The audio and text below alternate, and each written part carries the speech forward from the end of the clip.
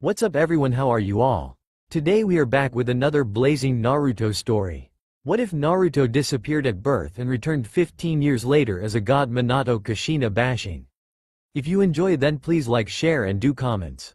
25 years before start of civil war. A cry of a newly born child could be heard in the room as Venelana Gremory held onto a little blue bundle that contained her newborn son. He had a tuft of red hair on his head and blue-green eyes as his father and elder brother, both of whom looked at him with love. He is a beautiful little boy. He will grow up to be strong, Lord Gremory said. Hopefully he can grow up in this relative peace that we have gained after the end of the Great War. Sirzex said with a sigh as he regarded his little baby brother. Yes, I hope so too, son. So what shall we name him? Lord Gremory said. Naruto. Naruto Gremory. I can just feel it. He will do great things. Venelana said as she rubbed her cheek affectionately with her newborns. Time skip 5 years before Civil War.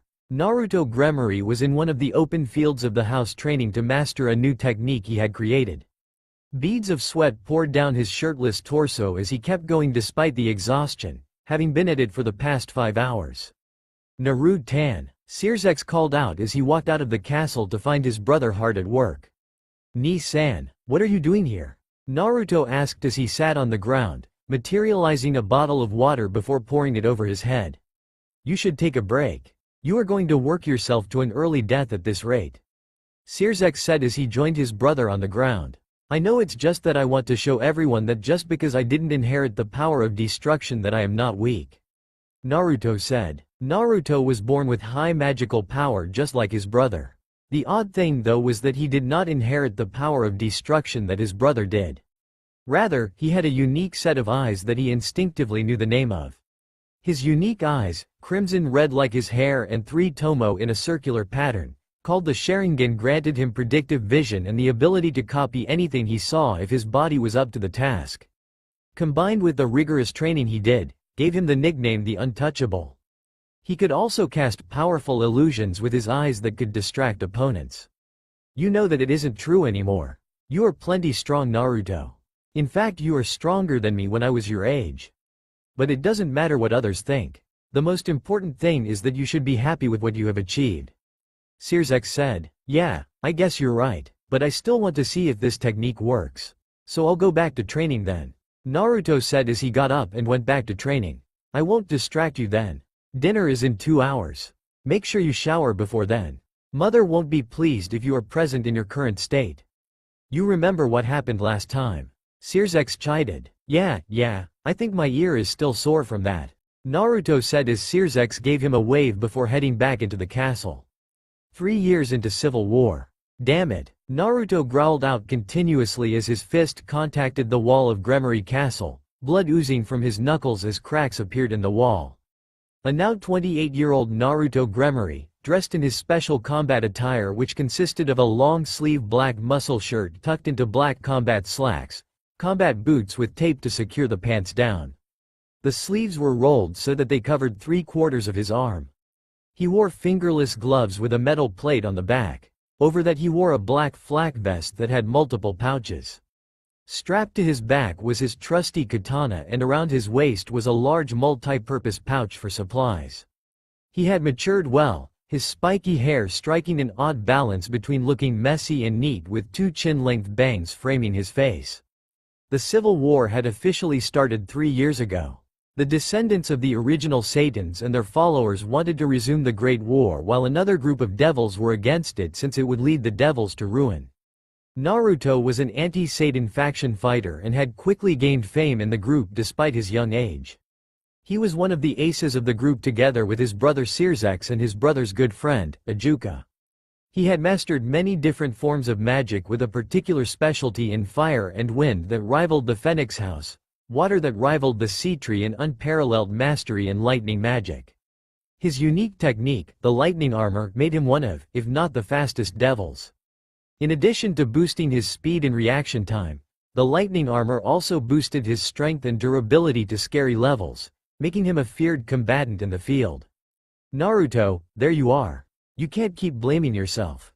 You tried your best, Sirzex said as he finally found his brother after the tragic battle that had just happened.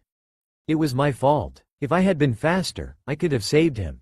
I failed, brother. We promised each other that we would make sure we had each other's backs so that we could come home safely. But I failed to keep my promise.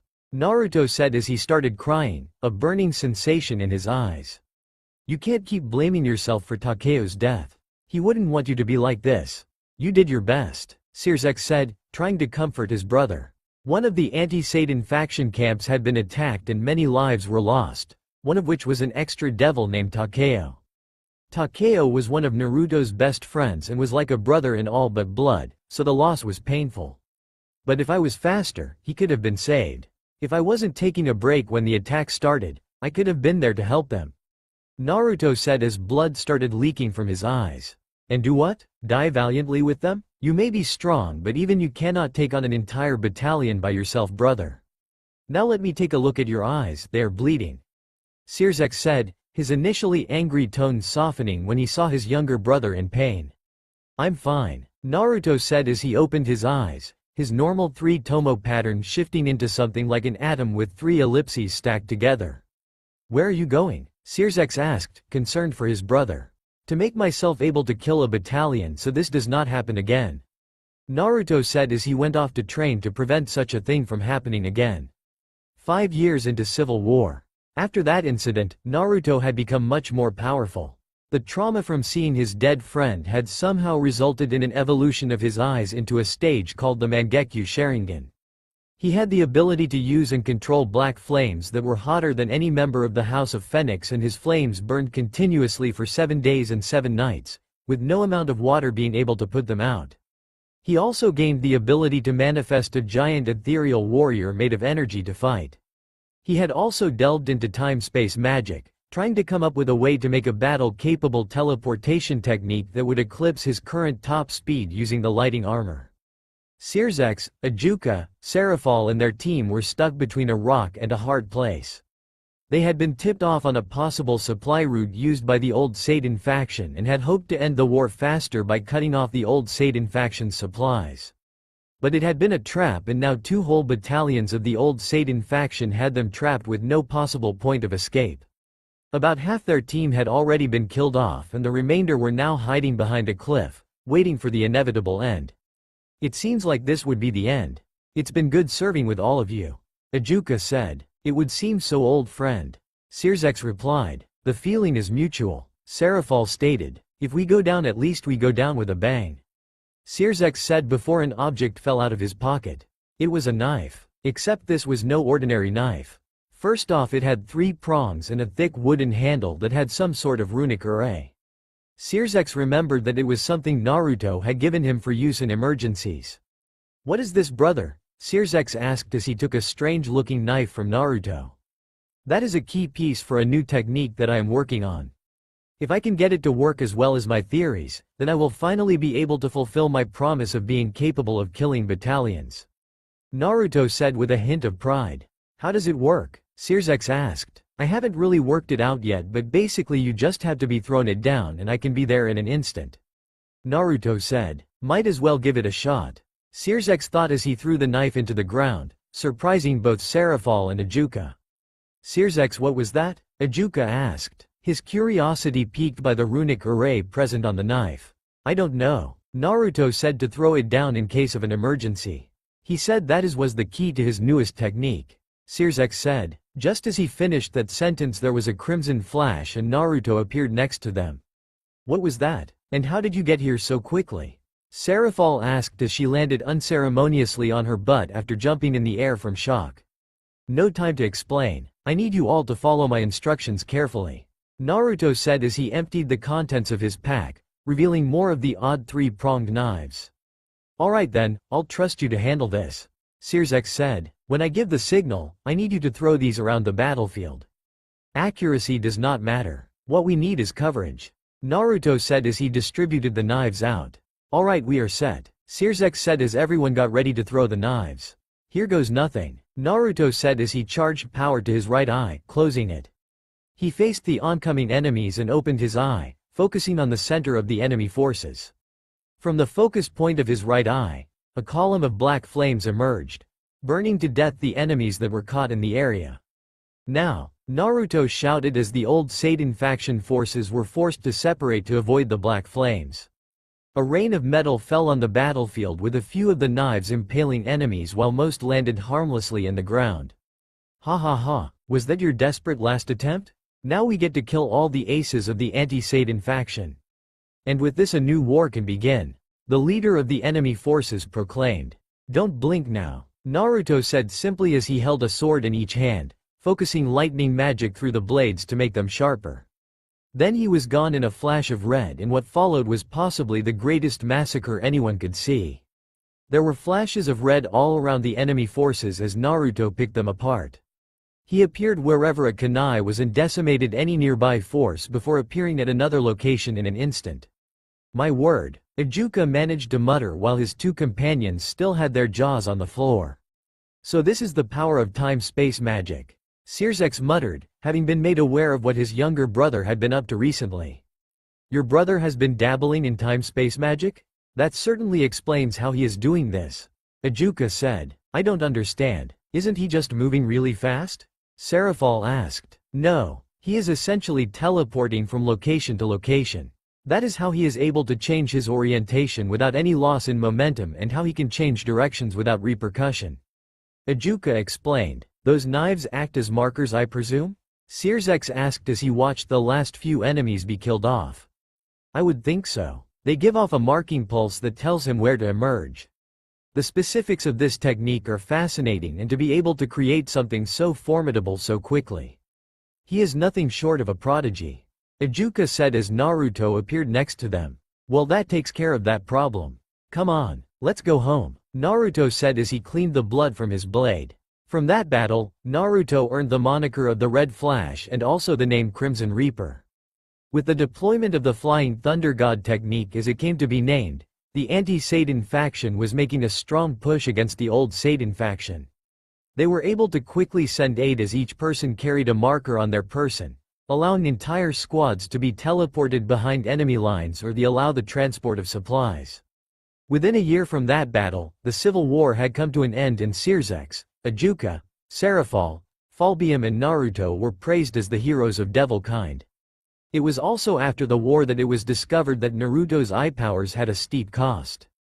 A year after the end of the civil war. So what is the diagnostic doc? Venelana asked as her son walked out of the room. He had been acting strange towards the end of the war, and the Gremory had suspected that it had something to do with his eyes. Do you want the bad news or the worse news? The doctor said. Just tell them. I can't hide it anymore, it seems. Naruto said, a little annoyed since he never enjoyed going to any treatment facility. Your son is going blind. The doctor said. What? Why? When? The family asked in shock. Apparently the usage of my eye powers heavily during the war has damaged them, and I will eventually go blind. My vision is already blurry as is, and if I stop using my eyes, it is estimated that my vision will deteriorate gradually till I go completely blind in 30 years. Naruto said. Is there anything that could be done? Lord Gremory asked. Unfortunately, no. His eyes are unique, and we don't know what could happen if we tried anything, but we will keep looking into this. The doctor assured. After that, Naruto was constantly coddled by his parents, and they forbade him from fighting in any of the side skirmishes that had been occurring with the other factions, as well as the old Satan faction that still refused to accept defeat. It was one night that Naruto had a vision. In his vision he saw a man with similar eyes to his own in battle with someone with what seemed like a multi-headed and multi-handed fox avatar. Beyond that he saw a wizened old man with purple eyes that had concentric circles in a ripple pattern. Following that vision, he would receive glimpses of events that he had no recollection of going through, yet he experienced them in vivid detail as though he had gone through those events. After many nights of said vision, Naruto finally resolved to try and find the meaning behind his eyes and hopefully a cure to his blindness. He believed the answer lay with the old man who had purple eyes with concentric circles in them. So one night he just up and left his family, leaving a note telling him that he had left. Dear mother, father and brother, I am sorry to not be able to say goodbye in person, but I know that if I had done that then you would never allow me to leave. I need to go and explore the world and find the truth behind my eyes. I also want to do some soul searching after all that I experienced during the war. So please understand and leave me be till I find my answer. I promise that I will return back to your side once more. This isn't goodbye. It's until we meet again. Naruto Gremory, what do we do? Venelana asked almost hysterically as her youngest son had mysteriously disappeared. We should send people to look after him and bring him back. Lord Gremory said. No father, we should leave him alone. Searsex said. Are you serious? But what if something bad happens to him? Lord Gremory said with worry evident in his voice. He will be fine. We just need to have faith in him like we always do. Naruto is not one to do things without reason. If he needs to be alone, then we should leave him be. He will return, Searsex said resolutely as the family's thoughts drifted off to their youngest member. 50 years after Naruto left the underworld, Naruto Gremory felt the sun's rays stream through his bedroom window. He tried to ignore the annoying light and return back to his peaceful slumber but failed to do so. He blinked his eyes a few times to adjust to the change in light before fully taking in his surroundings. He was currently in his house in yokai territory. He smiled as he looked down to a mop of golden hair that belonged to his first love and first peerage member, his queen, Yasaka, a Kyuubi and the former leader of the yokai faction. The two of them had met when Naruto was traveling with a person who had taken on a similar place in his life as Takeo once did, a brother in all but blood. At first he and Menma were like rivals, but beyond that they had some inexplicable bond between them that was eventually explained at the apex of the secret war. At that time, Naruto was journeying across the lands, trying to find the truth behind his eyes. He decided to follow Menma and his teacher at that time, one of the three legendary yokai, Jiraiya the Toad Sage. He bumped into Yasaka while they were in Kyoto when she was still just a new ruler of the Kyoto yokai faction. The two instantly hit it off, and not long after Naruto and Menma returned from the war, Yasaka stepped down from her post so that she could spend her time with Naruto, handing the post over to Menma. Thinking about Yasaka and how the two met made him think about his decision to revive her as his queen. Not long after he had left, his brother had taken the title of Lucifer while Ajuka took the title of Beelzebub. Ajuka had developed something called the Evil Pieces system in order to try and bolster the decline in devil population caused by the war by reviving other races as devils. He recalled having returned to the underworld for a short while to meet up with his parents and gain a set of evil pieces from himself just a month ago. It's been a while, Ajuka. A disembodied voice said as Ajuka was working in his private lab. Who's there? What is your intention of sneaking up on me? Ajuka spoke as he flared his aura. A whirling black vortex appeared in the room and a familiar person emerged from it. Now, there is no need for hostility. I am after all the younger brother of your best friend. Naruto said as he materialized fully in the room. Naruto, it's been quite a long time. Where have you been? Are you back for good now? Ajuka asked as he gave a hug to the person he saw as a younger brother. Unfortunately, there are still things that I need to do. I was actually looking to get a set of evil pieces from you. Naruto said. Yes, of course. Ajuka said as he retrieved a box from his shelf that had Naruto's name on it together with the Gremory family insignia. Thanks. I'm surprised you had one ready for me already. I presume that I just need to hand the piece to someone then say the ritual words for it to work? Naruto said as he opened the box, the king piece melding with his body. Yes, your set is special. It is one of the original sets that have fewer limits as compared to the newer sets that are issued. And it seems that most of your pieces have undergone some sort of change, not unlike a mutation piece but different at the same time.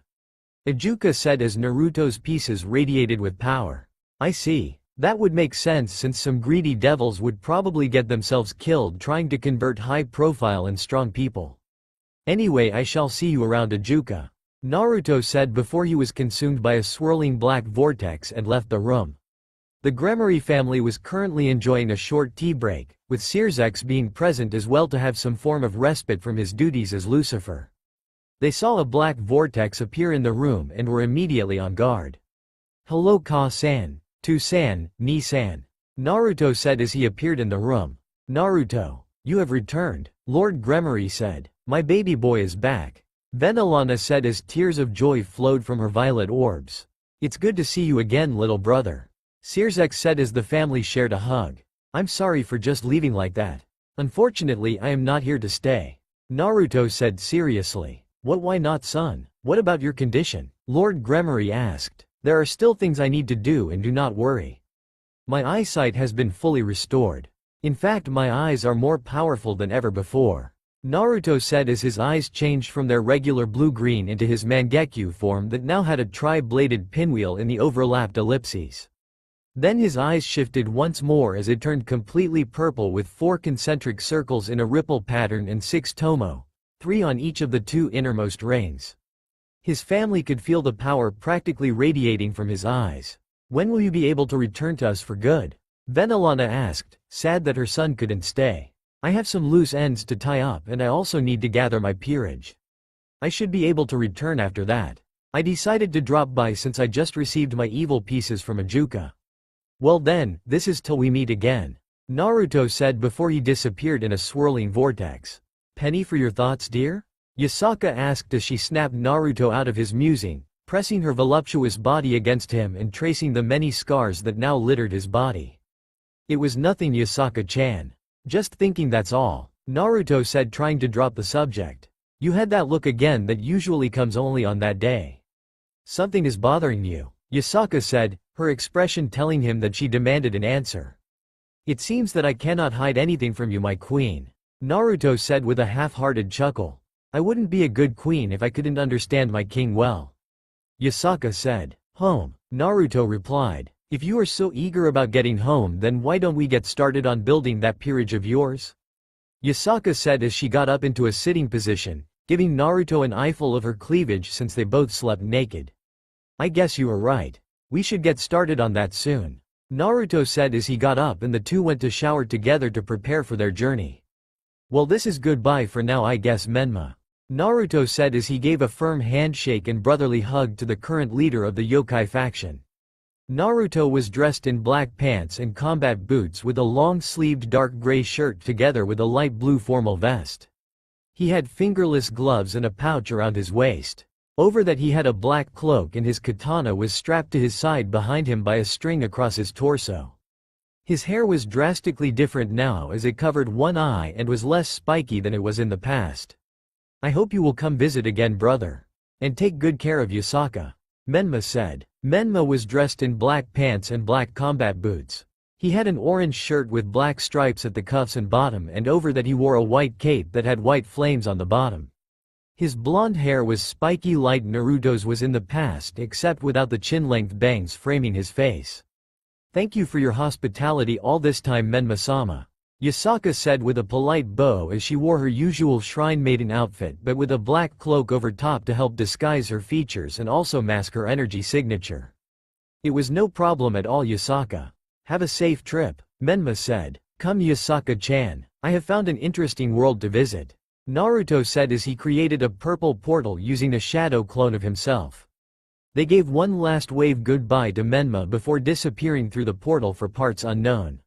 Freezing world. Naruto and Yasaka stood atop a skyscraper some distance away as human females who had undergone enhancement to become Pandora battled with an alien creature known as a Nova.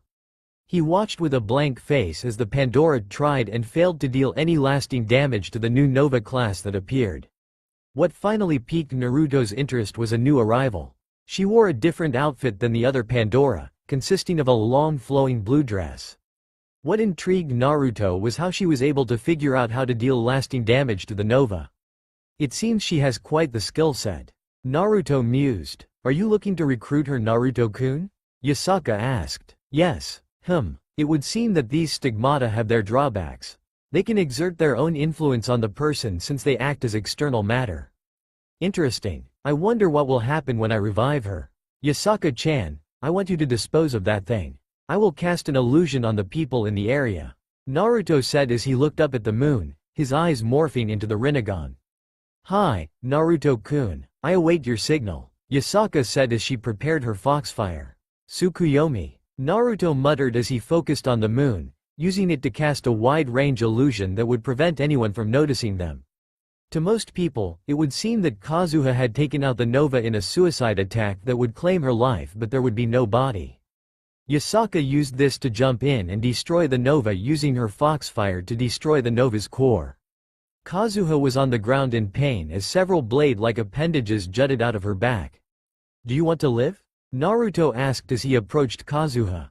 Who are you? Kazuha responded. Who I am is not important right now.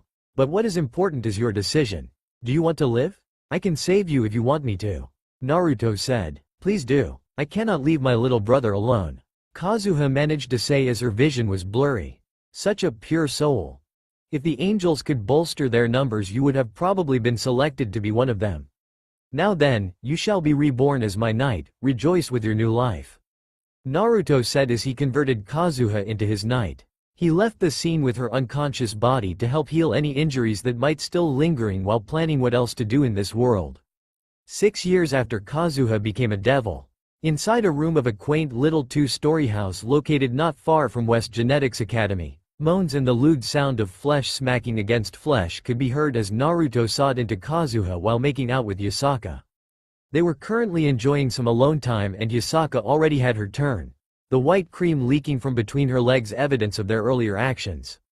Naruto groaned as he felt his member being wrapped around Kazuha's warmth as she bounced up and down, her S moving hypnotically as Naruto met her movements with his own upward thrust. Kazuha-chan, I can't hold on anymore. Naruto groaned as he felt a familiar pressure build up within him. I can't hold on much longer too. Do it inside please. Fill me up with your seed, Naruto-sama. Kazuha screamed out as her orgasm hit her. Her inner muscles squeezing Naruto's member, milking his seed as Naruto pumped his hot baby batter deep into her core. It has been 6 years since Kazuha had been brought back as Naruto's knight. After clarifying things with Dr. Gengo Aoi, they came up with a cover story on how Kazuha was able to survive. Something that was easily done since her body was never found and with the help of some clever illusions on Naruto's part. Kazuha had adapted well to the life of a devil and given her already vast skill set, was a formidable knight. Since becoming a devil, the stigmata implanted within her had become a part of her body, thus preventing any risk of her turning into Nova. In fact, it made her stronger than ever before. Over that 6 years, Kazuha had fallen for Naruto, who had become her limiter to allow her freedom of movement. Although she was a little put off by the concept of sharing him with Yasaka, she eventually accepted that she would have to share him since his power would naturally attract people to him. Kazuha-chan, your brother starts at West Genetics Academy today, right? Naruto asked. Yes. He left for the campus yesterday. Today should be his first school day. I hope he can fit in. Aside from you two, he doesn't really get to know other people. Kazuha said, her thoughts drifting off to her younger brother. I'm sure he will be fine. The issue is his powers though. Given his much higher stigmatic body percentage as compared to you, I would think that he might face great risks with his powers. Naruto said. But grandfather said that there should be no issues given that his situation is different from mine due to gender. Kazuha stated. Is there anyone else that you want in your peerage from this world, Naruto-kun? Yasaka asked. Yes, there is one of the legendary Pandoras. Naruto stated. One of my aunts? Kazuha wondered. Yes. Her name is Lucy, I believe. LP number 004. I think she would make a fine addition to my peerage as a bishop. Naruto said as he materialized the file on her. So when will you be asking grandfather to let you convert her? Kazuha asked. Soon, my dear. There is no need to rush. We have after all agreed to help out with the problem of the Nova. Naruto said. Time skip, end of Nova attack on humanity. Well then I guess this is goodbye. Naruto said to the others as he opened up a portal to enter another dimension. Will I ever get to see you again, Nei-san? Kazuya asked as he regarded his sister who was about to leave, possibly for good. Maybe, but do not worry. Even if we do not see each other again, we will always be together in our hearts. Satellaizer, I leave my brother in your care. If anything happens to him. Kazuha said with a sickly sweet smile that made Satellaizer nod her head immediately in fear. Take care, Lucy. Thanks for all your help, Naruto. Dr. Aoi said as he gave his daughter a hug. It was no problem. It was definitely a fun 10 years here. Naruto said. Where will we be going now, Naruto-kun? Lucy asked as she went to Naruto's side after saying goodbye to her sisters. Lucy had somehow made an instant connection with Naruto and was more than happy to accept the position of his bishop. At first it was hard to communicate with the girl who seemed to be able to show little emotion, choosing instead to express herself through more physical means, but Naruto managed to get her to open up and now she could act like a normal person and was better able to express herself. Although Naruto sighed to himself at how he seemed to be adding more people to his harem.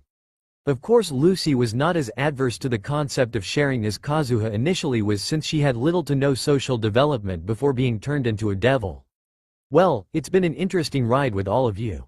From the 10th Nova clash to Alaska to the attack by the Busters and to the final battle. There was never a boring moment here, but we should be going.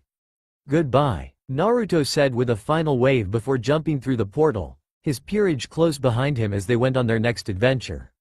Sekirei World. Naruto and his peerage stood on top of one of the skyscrapers overlooking Shinto Tito as they discussed the information they had gathered of this world. Years ago, an alien ship with beings called Sekirei landed on an island. The current MBI was the first to discover the ship and make use of its technology for profit. The Sekirei had come to Earth seeking out their Ashikabi or Destined Ones, and the CEO of MBI, one Hiroto Manaka, had decided to make a game out of it, and that did not sit well with Naruto. So Naruto had decided to throw a wrench in his plans. But the first thing on the agenda was to try and seek out the Sekirei that was having a reaction to him. At Izumo Inn, Mia could not believe the feeling that she was having at the moment. Her whole body was heating up. She knew the feeling, being the Sekirei pillar, but she had not thought it to be possible. She was reacting to someone. But as the Sekirei pillar, that should not be possible given her power level. She tried to reach out to the person she was reacting to, calling him to her. It filled her with an unbelievable sense of glee that she would have an Ashikabi, but at the same time a sense of dread filled her. What kind of person is her Ashikabi? What plans did he have for the Sekirei race? With Naruto and his peerage, they were currently traversing the territory of Shinto Tito, heading towards the place where Naruto felt the Sekirei reacting to him was. They arrived outside an inn and Naruto confirmed that this was where the reaction was strongest. Deciding that they needed a place to stay for now anyway, Naruto gave a knock and greeting, seeing no harm in trying. Mia picked herself up and went to answer the door. She could feel the reaction becoming stronger as she got closer to the entrance of the inn. When she arrived at the entrance to greet her guests, she came upon a handsome young man in his 20s with blue-green eyes and crimson hair. Upon laying her eyes upon him, Mia felt the heat grow stronger. She tried to compose herself as she took note of the three female companions together with the male. "Yes, can I help you?" Mia asked. "We were looking for a place to stay and saw the sign. Are any rooms still available?" Naruto asked while walking nearer to the woman, confirming his suspicion that this was the Sekirei he was reacting to. "Yes, it still is, Mia said, asking for his name without actually asking the question. "The name's Naruto," Naruto said with a warm smile. Mia was unable to control herself any longer and approached him, placing her hands on his cheeks, causing Naruto to raise an eyebrow before she crashed her lips to his. A massive burst of energy was released by both Naruto and Mia as their energies seemed to mingle and join together. Radiant purple wings of light emerged from Mia's back as their lips finally parted. Sekirei number 01, Mia. My blade shall cut down the enemies of my Ashikabi. I am yours forever, my destined one. Mia said as the energy died down. It seems like I was right. You were the one reacting to me. Although I am surprised to find out the Sekirei pillar is the one that reacted to me. Naruto mused. You knew? But how? Mia wondered. Simple. The bond is a two-way street, my dear. Now then, we can discuss more inside. Naruto said as Mia agreed and led them inside, where he promptly put up privacy seals and began the long discussion and explanation. Okay, so let me get this straight. You are all devils with Naruto as your king or master. You came here from another dimension because you wanted to gather members for your peerage, and when you were searching for a suitable place you happened to discover a weak link to me, and that brought you here. Mia said as she summarized everything that she had learned thus far. That is basically it. So do you accept my offer of becoming my second knight? Naruto asked as he summoned his knight piece. Before I accept, what do you intend to do with regard to the Sekirei plan? Mia asked. Simple. I intend to end this. I know of the kill switch and fear not, I have the perfect plan to stop this. I promise you the Sekirei will be free to find their destined ones. Naruto replied. Then I accept your offer. I vow to protect you with everything that I have as your knight, my Ashikabi-sama. Mia said. Very well then. Mia, I order you return to this world as my knight. Rejoice with the new life that you have been granted. Naruto said as he finished converting Mia into a devil. So what happens now? Mia asked as she felt a lightness unlike anything before. She felt the bond with her Ashikabi become even stronger than what it was before. Now we plan to stop the Manaka and his stupid game, Naruto said with a sly grin. Time skip. 10 years after arrival to the world of Sekirei.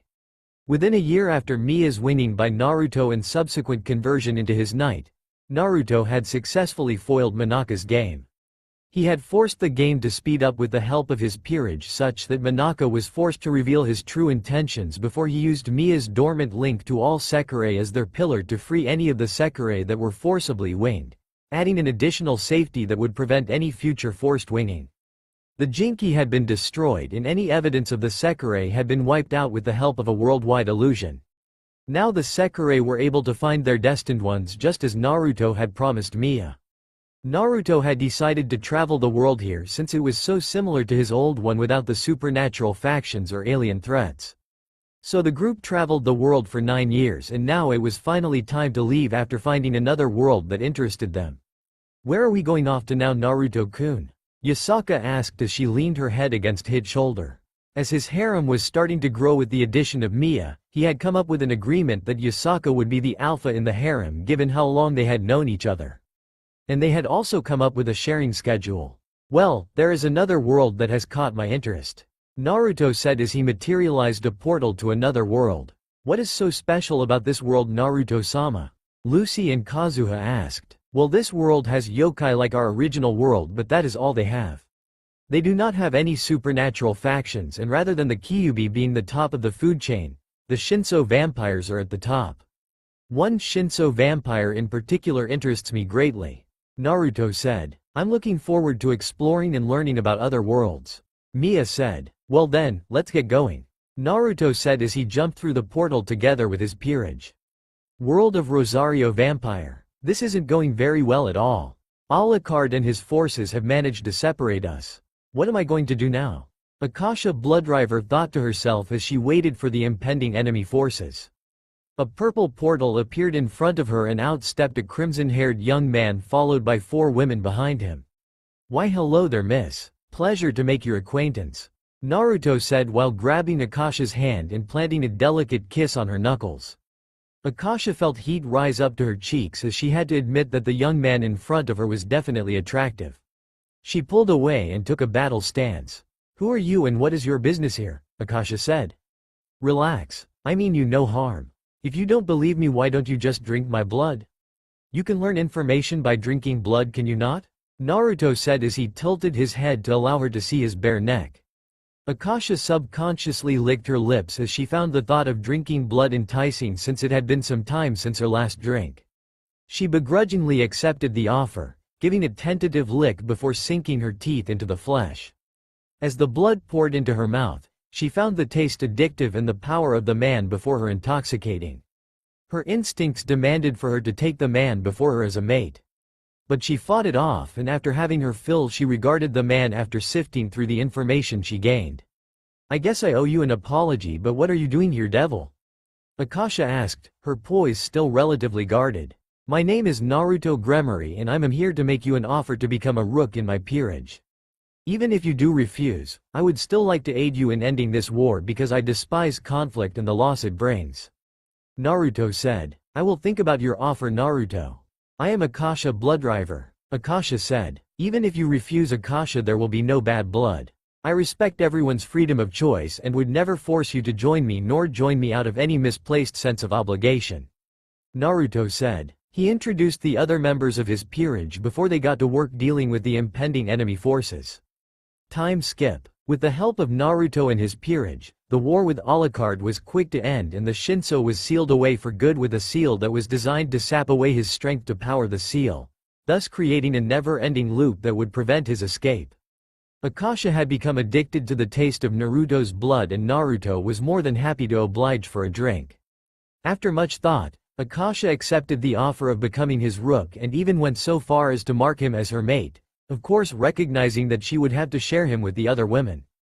Naruto had made it expressly clear that Yasaka was the alpha in the harem and Akasha didn't really mind so long as Naruto loved her and allowed her to drink his blood.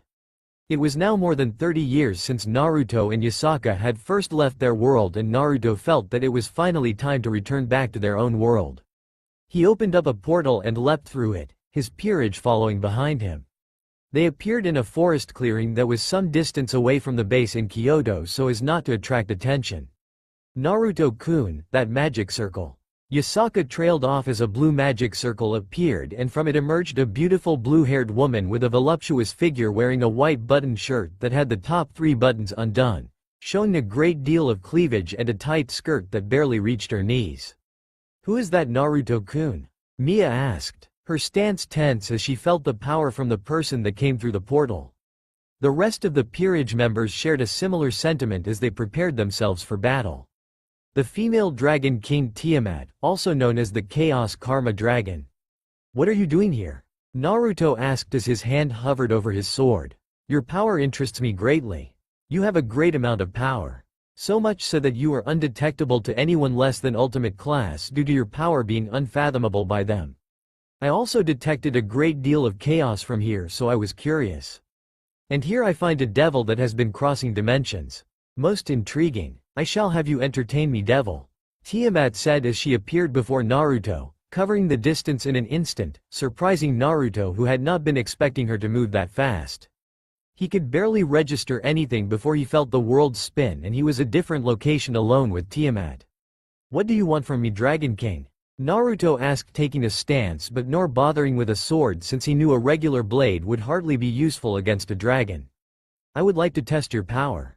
That is all," Tiamat stated simply. "Then how about we have a little wager?" Naruto said. "A wager? Go on," Tiamat replied. "If I can interest you enough, then I want you to join my peerage as my second rook." Naruto said. "Let's see if you can survive this, devil," Tiamat said as she blurred towards Naruto. This time Naruto was ready for her speed and made his body intangible. Tiamat's attack passing harmlessly through him as he leapt backwards to give himself some room. Given a glimpse of his power, Tiamat's dragon instincts were screaming to her to take this handsome young devil as her mate to give her progeny. She shook of those thoughts as she continued to glare at the devil. His power was much greater than hers. It felt like a massive ocean, a feeling comparable to Ophis and Great Red and one other person currently in the world. "You are definitely strong, as expected of the strongest Dragon King. If I didn't have my reflexes or my time-space migration, I might have died," Naruto said. "Enough talking, devil. Show me what you've got," Tiamat growled out. "I really do not want to hurt a pretty woman such as yourself, so I will try my best to subdue you peacefully." "Adamantine ceiling chains," Naruto said as he slammed his hand into the ground. A magic circle appeared below Tiamat and chains emerged. The chains wrapped around her body and she could feel her energy slowly being sapped away by the chains. Tiamat knew that she could break the chains easily, after all they were not meant to be a permanent form of restraint, but she refused because Naruto had unknowingly flipped her switch and turned her on. Naruto raised a brow in confusion when he saw that Tiamat was not struggling against the chains. Although they did use the energy absorb as reinforcement, a simple burst of power could overload the chains and free her. He tilted his head in bewilderment when she mouthed something and had a faint blush on her face. "What did you just say?" Naruto said, not understanding what was happening.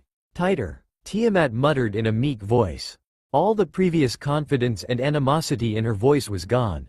"The chains, make them tighter," Tiamat demanded. Naruto took a step back in shock but complied nonetheless, figuring out what was going on and both cursing and praising his luck.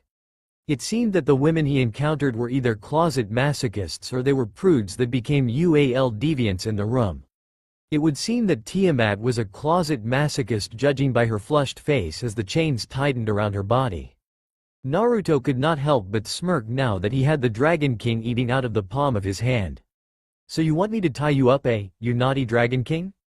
Naruto said with a grin as he tightened the chains further, drawing moans from Tiamat.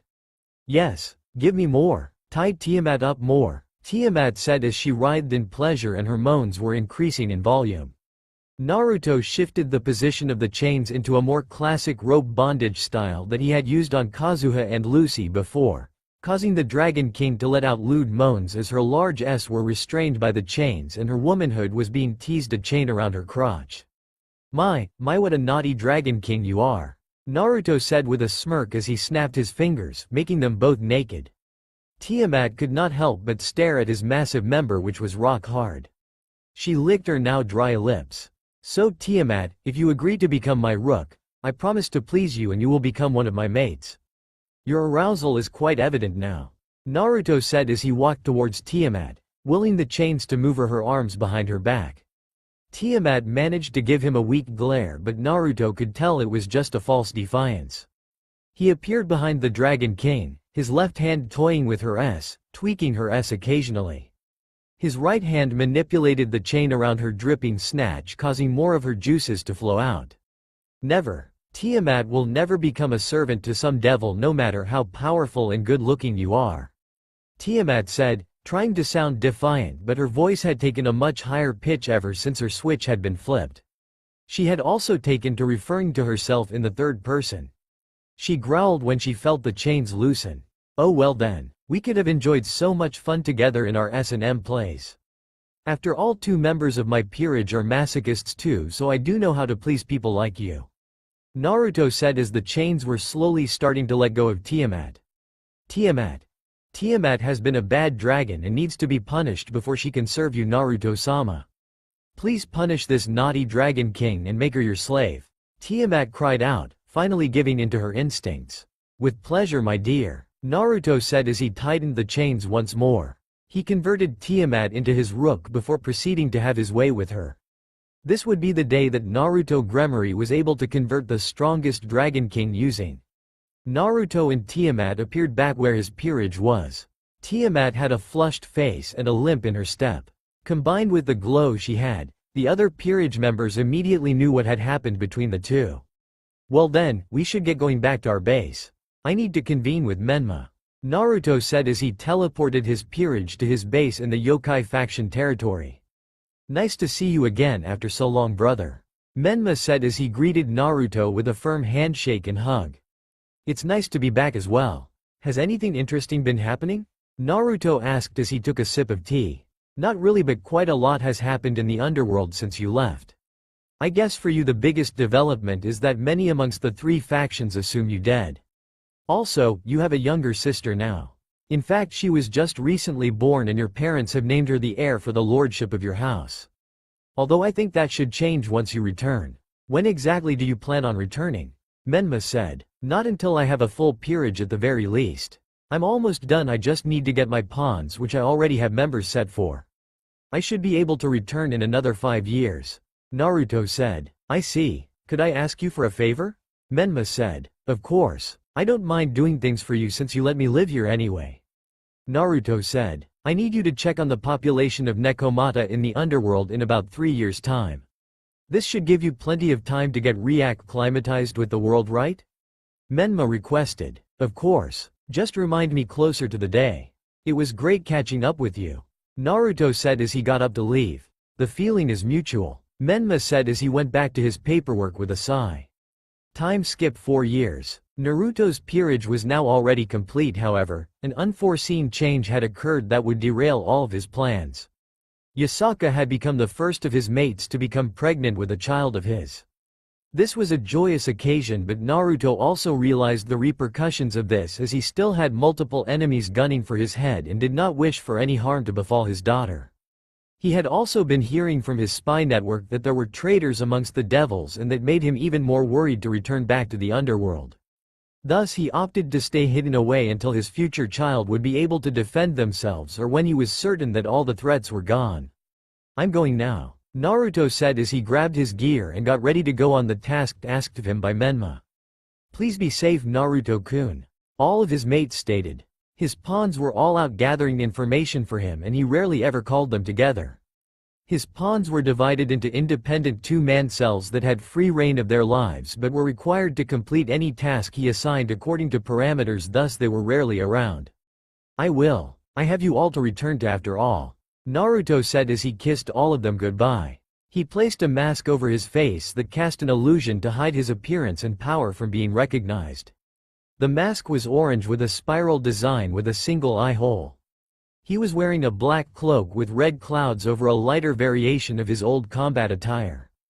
He had an ominous feeling about this mission and so it helped to be prepared. He left in a black swirl for the underworld. When he arrived in the underworld, there seemed to be a large event going on. Judging by the fact that Falbium was leading some sort of military procession towards the stadium and the other 3 Satans were waiting there based on what Naruto heard. Deciding that he needed more information, Naruto formed a single hand seal, creating 4 corporeal clones of himself. With a simple application of transformation magic, he sent his clones off to gather information while he headed off to the Nekomata settlement. As he neared the location specified by Menma, an overwhelming urgency took hold in his body. When he got there, he saw the Nekomata population surrounded by devils with clearly evil intentions. They were huddled together with the strong ones shielding the children and the elderly. Naruto jumped in between the group of Nekomata and devils, at the same time receiving the memories of the clones. He tsked as he realized what was happening. One of the devilized Nekomatas had killed their master and as such the devils were trying to kill the rest of the Nekomata population out of spite or retribution. But after being informed of the name of the master, Naruto had an inkling as to what truly happened and he sighed at the blind fear exhibited by his race. "What do you think you are doing here? You are definitely a devil. Who are you?" The one Naruto assumed to be the leader of the group questioned with an authoritative tone. "Tobi is a good boy. Tobi is here because he was asked to help out his friend." Naruto said, "Whoever you are, please get out of the way. This is by order of the council. One of them has killed the heir of a household. This is their punishment." The leader said, "Tobi says you all are meanies who shouldn't be hurting people. You make them all sad. Tobi doesn't like people who make others sad." Naruto said as he cast an illusion that made all the devils fall to the ground. He turned his attention to the Nekomata population. "What do you want from us?" the leader of the Nekomata village asked as he was afraid of someone capable of putting so many devils under an illusion. "Relax. I am here by order of Menma-sama," Naruto said. "Menma-sama?" the village leader asked. "Oh, that's right, you guys don't know about the change in yokai leadership. Yasaka has stepped down and now Menma Namikaze, the son of Minato Namikaze and Kushina Uzumaki is in charge of the yokai faction. I have already discussed the situation with him and he will provide you with sanctuary in Kyoto," Naruto said. "But how will you take us all there?" the village leader asked. "Just link your hands together," Naruto said. They did as told and Naruto placed a hand on the village leader's shoulder. Focusing on the marker Menma had thrown down, he ported all of them to Kyoto. Stopping to catch a breath after from the strain of having to spread his energy to so many people at once, Naruto headed off to the direction of the military procession, intent on stopping a wrongly accused person from suffering the consequences for defending their loved ones. He calmly dropped in front of the military procession, halting its advance. "Halt! What is your business here?" Falbium stated, his usual lazy demeanor gone as he could tell that the person in front of him was strong.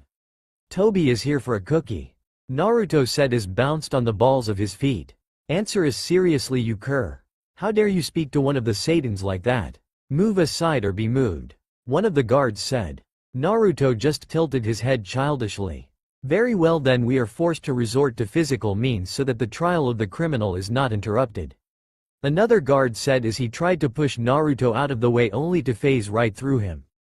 "Big shiny man is funny. Has Tobi been such a good boy that he gets to play with all of you?"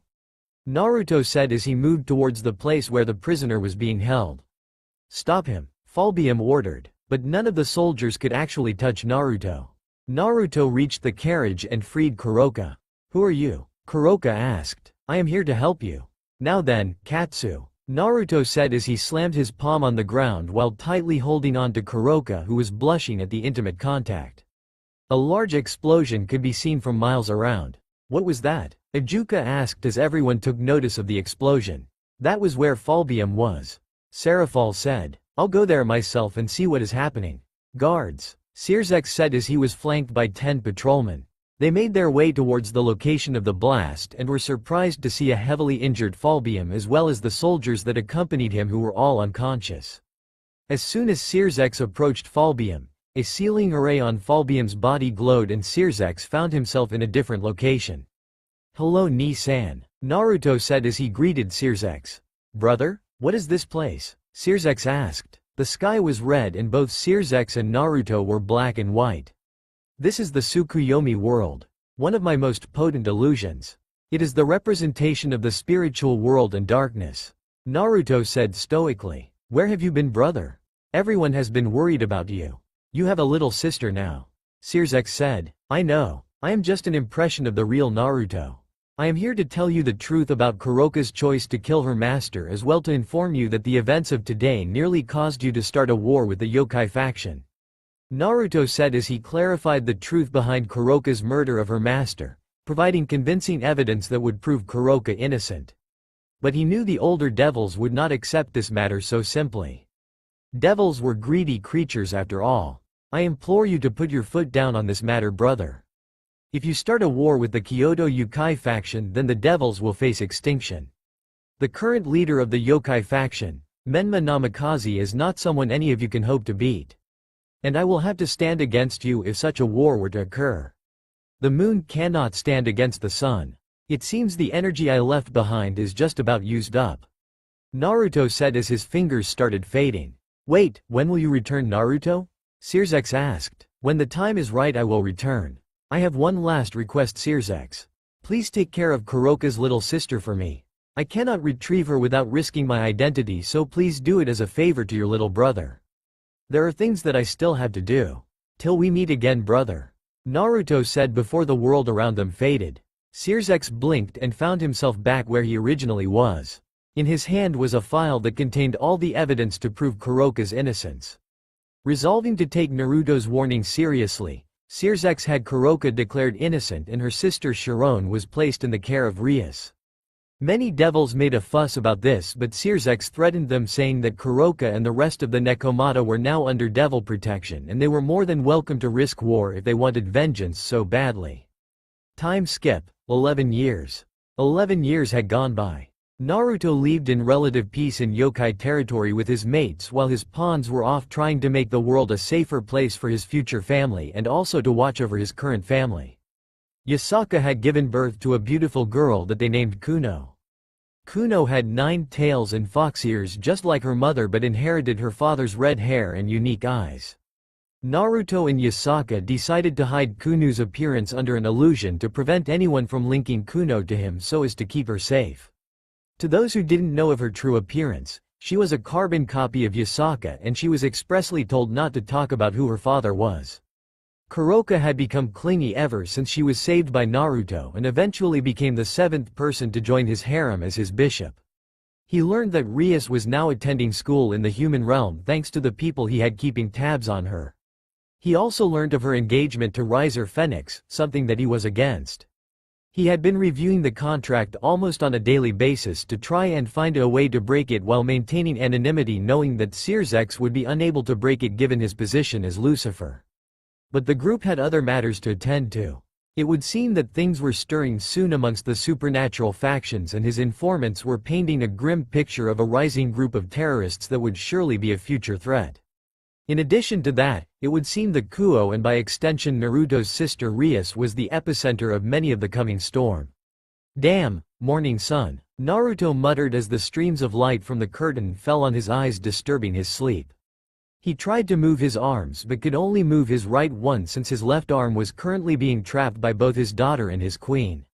That's right, Kuno had a nightmare yesterday night and couldn't sleep, so she came over. Naruto mused as he brought his right hand up to stroke his daughter's red hair lovingly. Look at you, Kuno. You will grow up to be such a beautiful woman. Soon daddy will have to beat all the bad boys who want to take you away from me with a stick. Naruto said quietly. Good morning, my king, Yasaka said as she gave a chaste kiss to his lips. Naruto a little stunned at first since he didn't realize she had woken up but quickly reciprocated. Good morning to you too, my beloved queen, Naruto said after they parted. Good morning, Okawa-sama, Oto-sama, Kuno greeted sleepily as she rubbed the sleep out of her eyes. Good morning, my dear Kuno. Are you looking forward to spending the day with me and your Okawa-sama? Naruto asked as he gently kissed her forehead. Kuno nodded her head vigorously, excited to spend the day with her father and mother. The past years of her life had been hard since she couldn't talk about her father outside at all and they couldn't show much form of attachment. It wasn't that Naruto didn't trust Menma and the yokai. It was just that being supernatural beings, the yokai knew who he was and word travels fast. He figured it would be best that no one figured out that Kuno was his daughter, so to speak. But a few years ago, he had the genius idea of moving to Kuo since he heard that his little sister was coming here. This to him was the perfect opportunity to build his family in peace.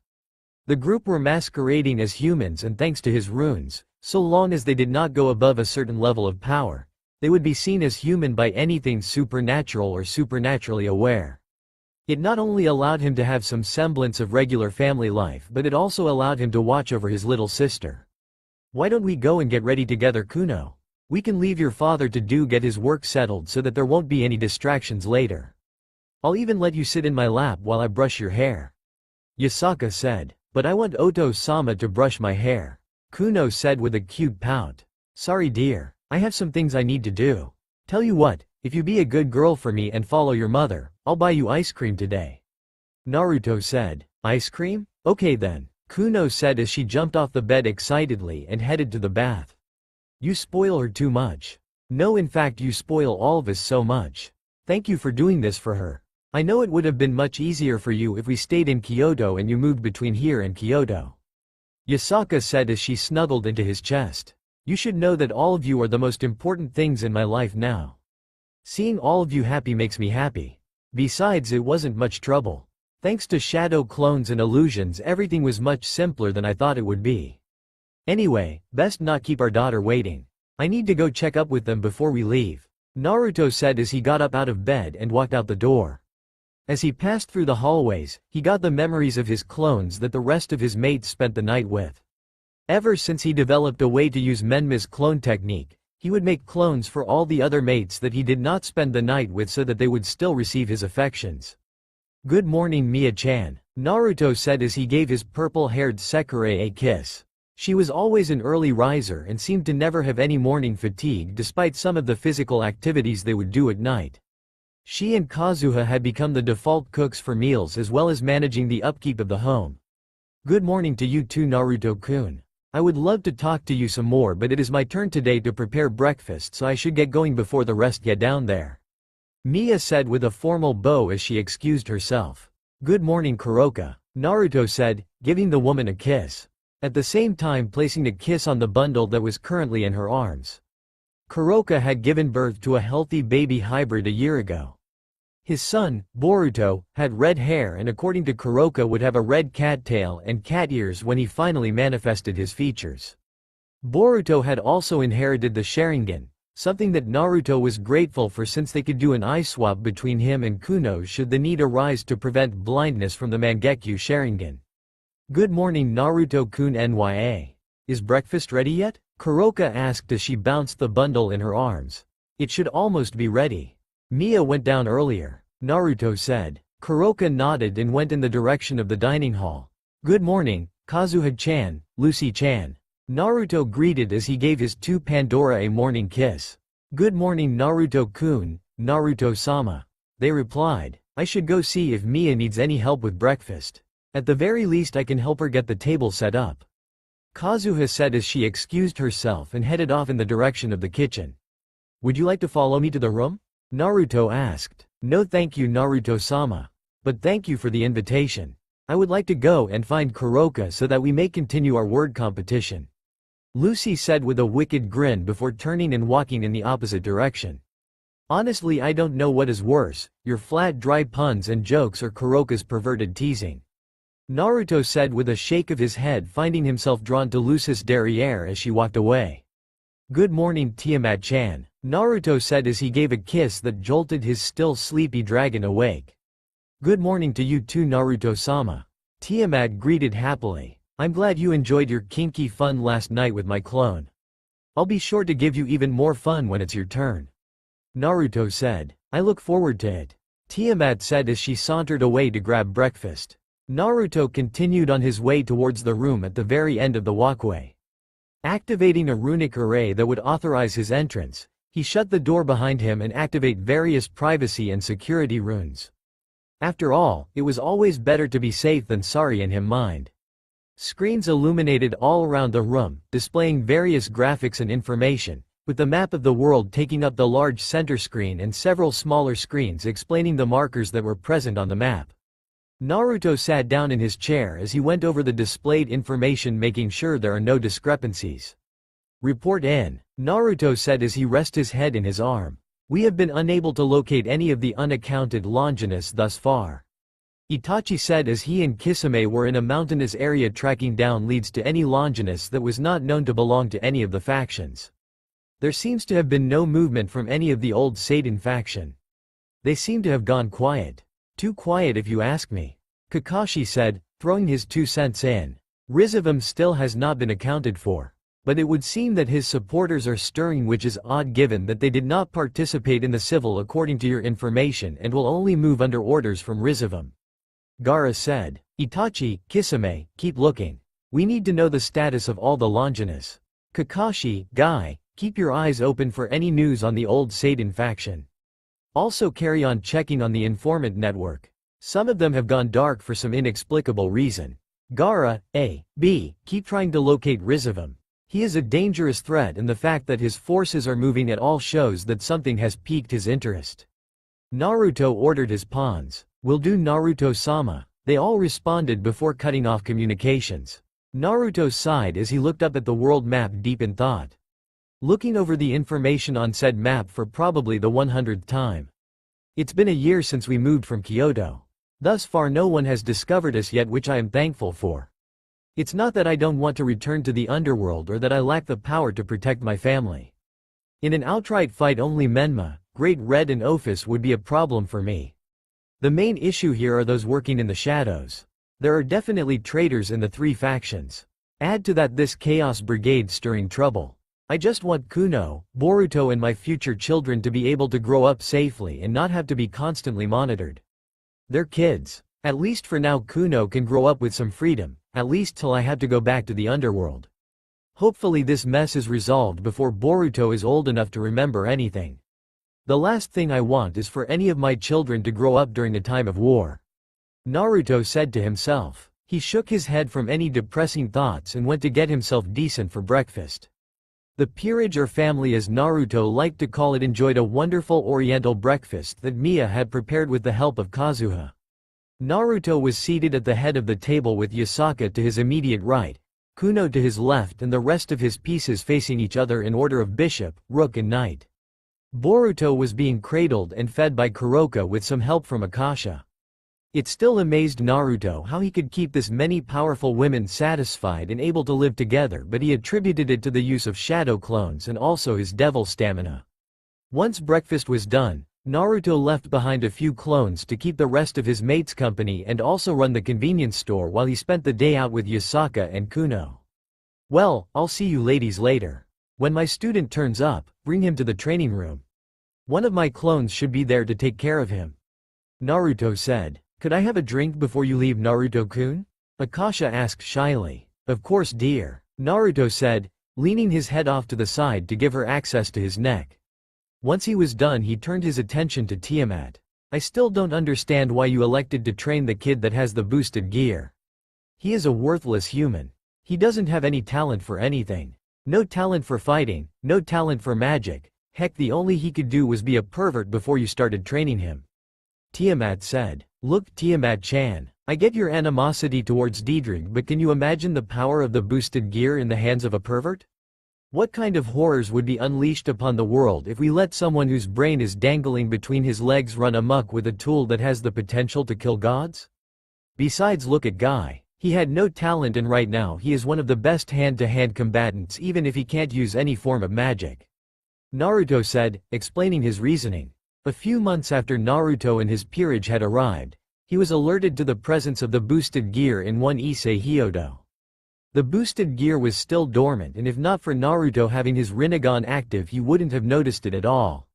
Even then the traces of the draconic sacred gear was faint at best. Naruto had decided to train the pervert and help him unlock his sacred gear. The main reason was that he shuddered at the thought of something with limitless potential in the hands of someone with balls for brain. Another reason was that the kid reminded him of Jiraiya. The third reason was that he was trying to steer the kid to becoming one of Ria's pieces, as selfish as that is. The boosted gear in the hands of a well-trained person would make for an excellent guardian to his little sister's peerage. Naruto had started Issei off on physical training, basing Issei's regime on his and Guy's personal training regime, but severely trimmed down since his regime was meant for devils and Guy's was not suitable for anyone else except Guy. Naruto had to admit that kid may have been a pervert, but he was definitely a driven learner and a hard worker.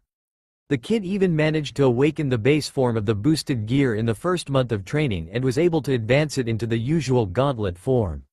Then in 2 months following that, he had advanced it into its second liberation form, earning a new ability called Gift that allowed him to transfer his powers to others. Naruto was trying to figure out a way to get the kid to enter balance breaker form so that Issei could start getting acclimatized to using the scale mail, but according to Diedrich, Issei lacked that final push factor to get him to enter balance breaker. On the plus side, all that training actually helped to curb Issei's perverted tendencies, and Issei was happy to see that his reduced perverseness had made him more popular in school. I guess you are right there. And the kid's improvement is nothing to scoff at, Tiamat said with a huff. Well, we're off, Naruto said as he placed Kuno onto his shoulders, earning a giggle from the girl while Yasaka looped one arm around his, her other one carrying a picnic basket. Please be safe, Naruto-kun, Yasaka, the peerage members said as they waved goodbye to their king and queen. So what would you like to do today, Kuno? Naruto asked his daughter, who was enjoying the view from her spot on his shoulders, nuzzling her cheek against the top of the head. I want to go to the park and play, Kuno said excitedly. Then to the park it is, Naruto said while striking a mock heroic pose. To the park, Kuno cheered, attempting to mimic her father. The family took a nice slow stroll to the park, enjoying the fact that for the moment, there was nothing else in the world except the two of them. Once they reached the park, Naruto played with Kuno at the swings and slide while Yasaka went off to find a spot to set up their little picnic. Yasaka sat down the picnic mat and set the basket off to the side since it was still a little early to eat anything just yet. She observed Kuno having the time of her life with her father and was thankful for having met and fallen in love with Naruto. She smiled serenely as she heard Kuno laugh when pushed by Naruto on the swings. Naruto was just content to make sure his daughter was having fun. He noticed Kuno stealing glances at a group of children. Why don't you go try and make friends and play with those kids, Kuno? Naruto said as he gestured to the group of kids that had attracted Kuno's attention. Are you sure it's alright, Tusan? Kuno asked. She never really interacted with anyone her own age, so she was a little shy. Go ahead, Kuno. Don't worry, me and your mother will be right there watching you. So go on and play with them, Naruto said as he gave a light push. Kuno took a few tentative steps before gaining the confidence to approach the group of children. She managed to introduce herself well and eventually started to join in with their games. She stole a glance at her father, who simply nodded his head before he turned to join Yasaka. It seems that Kuno is enjoying herself, Naruto commented as he sat down on the mat, leaning his back against the tree before pulling Yasaka onto his lap. Yasaka shifted around to get comfortable before she snuggled her body into his, leaning her head against his shoulder while feeling his arms wrap around her waist. You know, watching Kuno have fun like this really makes me happy that I met you all those years ago. I'm grateful. You not only taught me a lot about the world, but you also gave me love and a beautiful daughter, Yasaka said as she snuggled deeper into Naruto, enjoying his familiar warmth. Yes, I remember meeting you when you were a spirited young vixen who was still trying to make a name for herself as a princess of the yokai faction. You were so uptight back then. I remember the first time I met you. Jiraiya was caught peeking at the bathhouses where you happened to be. Oh boy, what a mess it was. Menma and I had to do so much damage control to get his ass out of that fire, Naruto said with a melancholic smile. I'm sorry I brought up some sad memories, Yasaka said, recalling that Jiraiya was a sad subject for both Naruto and Menma. It's alright. He was like that perverted grandfather or uncle you liked a lot but always didn't want to tell people about. But that isn't the point. As sad as what happened is, I am grateful because thanks to him, I got to meet you, Naruto said as he placed a soft kiss on Yasaka's cheek. I'm thankful too, you know. Sigh. It seems that verbal tick is still there. At least Kuno doesn't seem to do it as often, Yasaka said. Probably because she isn't as hot-headed as you when you were her age, Naruto retorted playfully. True, she probably inherited her father's genius and calm personality. Yasaka said as she looked on lovingly at Kuno having a fun time with all the human children. But she inherited her good looks from her mother. Before too long I will have to beat back boys with a stick. She will have the guys dropping at her feet. Just like her mother. Oh, woe is me. It won't be long before I will be wondering where daddy's little girl disappeared to. Naruto said. Oh, you. Don't be such a dramatic. You know she will grow up eventually. But for now let us just enjoy having our little baby girl around. Yasaka said as she playfully slapped Naruto's chest before looking back at Kuno having fun. I will have to return to the underworld eventually. Naruto stated, leaving that statement in the air. I know. You wanted to return when your peerage was first completed but then you decided not to since I got pregnant with Kuno. Then when Kuroka had Boruto you were even more against the idea of returning to the underworld. And now with Kazuha pregnant as well, I wonder when exactly you plan to return to the underworld. Yasaka said. Ideally I would not want to return now. At least like this all of my children get to grow up in peace without any responsibilities or expectations hanging over their heads. I want them to have a good childhood. If we go back to the underworld then they will undoubtedly live in my shadow and with the responsibilities of being part of the Gremory family. I don't want that. I want them to grow up and make their own choices without any voices telling them what to do. I don't want them to grow up like I did, constantly being compared to my brother. Naruto said, expressing all his worries to his queen. I know, you only want what's best for them. But you can't keep running away from this forever besides. Even if there are dangers lurking within the underworld, we are all more than strong enough to protect them. And honestly, I think that it would be better to introduce them to that life sooner rather than later. Yasaka said while stroking his cheek lovingly, Naruto leaning into her hand and closing his eyes. Above that is how the society will perceive them. Many of the devils are idiots who believe that they need to keep the blood of upper-class devils pure. I don't want any of my children to be affected by that. Honestly, the idiocy of some members of the devil race makes me wonder why we haven't gone extinct. They keep promoting the idea of breeding and blood when all the abilities are tools. Tools that can doom someone if they become crutches. Naruto said bitterly, the engagement between Rias and Riser coming to mind. He had a feeling that they wanted to create an offspring with both the power of destruction and the Phoenix regeneration, thinking that the child would be invincible. My parents might not be as discriminatory as others since we Gremory are particularly affectionate. Heck, my mother will probably be gushing at the thought of having grandkids to spoil. But the other devils definitely won't like the fact that I have offspring that are not pure in their eyes. I guess the only thing that offsets this is that if my kids inherit powers from both parents then they would be strong no doubt. And I hope that the concept that power is everything in the underworld applies. If so then we won't have as much of a problem. Naruto said. Hey, enough of that depressing train of thought now. We are here to enjoy ourselves. Yasaka said while playfully biting Naruto's ear causing him to groan. Oh my, is my vixen feeling a little playful today? Naruto said with a smirk as he flipped Yasaka around such that she was now snuggling into him and seated between his legs. Oh my, does my king wish to do indecent things with me? Can he not keep his beastly urges in check? Yasaka said playfully as she ground her pert rear against Naruto's crotch making him muffle a groan and mock glare at her. Are you sure it's not the opposite? Is my vixen unable to control herself around me now? Naruto said as he suckled on a particularly sensitive spot on her neck, forcing Yasaka to bite her lip to stifle a moan. Naruto placed a kiss on her cheek before speaking once more. As much as I enjoy this, we can have our own private fun later. It's time for us to enjoy the food. Kuno, Naruto said as he called out to his daughter. Kuno ran up to her parents as they untangled themselves from each other. It's time to eat, dear. I'm sure you've had a little of fun but you need some rest. Yasaka said. Hi, Okawa-sama, Kuno said as she sat down on the mat, taking her favorite spot on her father's lap. Naruto pat her head lightly as Kuno proceeded to dig into the food that they brought with them. The family enjoyed the meal mostly in silence as Yasaka and Naruto would take turns feeding each other while Kuno was just comfortable being doted on by her mother and father. Well, Kuno, say goodbye to your friends, it's time to go.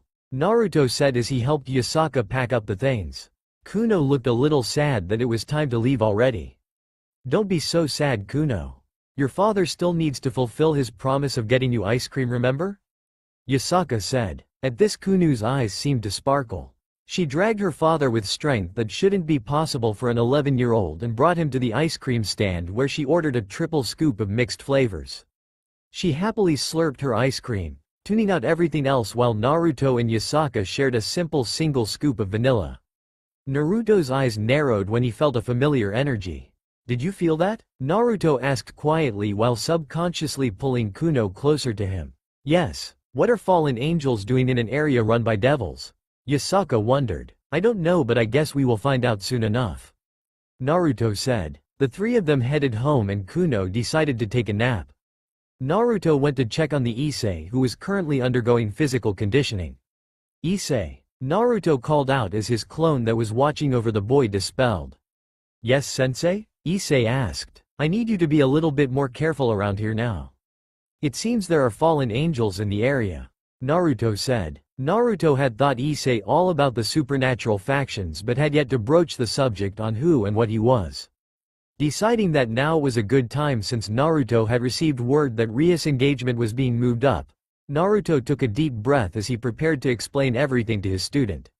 "Issei, I haven't been fully honest with you," Naruto said seriously. "What do you mean, sensei?" Issei asked. "My full name is Naruto Gremory and I am a devil from the house of Gremory," Naruto said. "Wait, Gremory as in Rias Gremory? That same one?" Issei asked. "Yes. She is actually my younger sister. Although she and I have never met in person due to the fact that I had to leave the underworld almost a century ago in order to handle some personal matters," Naruto said. "I see," Issei responded, not knowing what to say. "Do you hate me? I was not fully honest with you," Naruto said. "No. How could I hate someone who helped to make me a better person? Without you, sensei, then I would still be the useless pervert in school that everyone hates in school. Now people are actually decent with me," Issei said. "Say, Issei, is your dream still to become a harem king?" Naruto asked. "Well, it is to a certain degree, but more importantly is that I want the power to protect those I care about and build a family. If I just so happen to build a harem, then so be it. Learning under you has really helped open up my eyes," Issei responded seriously. "If I told that helping me fulfill a favor would help you achieve your dream, would you do it? Even if it meant giving up being fully human?" Naruto asked. "Well, it depends on what you want me to do, but if it does help me get stronger to protect those I care about, then I don't see why not. Besides, you told me that I'm not exactly human anymore because of Diedrich, right?" Issei responded. "Yes, that is true, you are partially draconic already. You remember what I told you about devils having evil pieces and angels having brave saints, right?"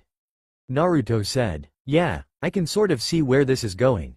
You want me to become a devil, right?" Issei said. "Yes. But not for me. I would like you to become a devil in Rias peerage. I want you to watch over my little sister. Call it insurance. It would allow me to sleep much more soundly at night knowing that the Red Dragon Emperor that I trained was able to assist my little sister in whatever matters may arise and help to protect her." "I understand if you don't want to," Naruto said. "No, it's fine, sensei. All my life I've been a useless pervert. But thanks to you, everyone sees potential in me. If this helps me repay you for all that you have done, then I will gladly do it," Issei said. "Thanks, Issei," Naruto said with a smile.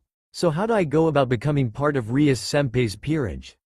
Issei asked. "I have reason to believe that the fallen angels are aware that you have a sacred gear and a strong one at that, since they were always the best at going after sacred gears out of the three factions thanks to Azazel's expertise. With the fallen angels onto you, you could either wait for them to come to you and in the process drawing the attention of Rias, who happens to be in charge of this territory, or during school you let out a pulse of your power to attract her attention. The choice is entirely up to you," Naruto said. "I guess I'll just flare my power and talk to her. It's a lot better than waiting for the fallen angel to come and risk anything bad happening," Issei said. "Glad to see that you aren't taking any unnecessary risks. Now get back to training. You still have another hour before you are done for the day.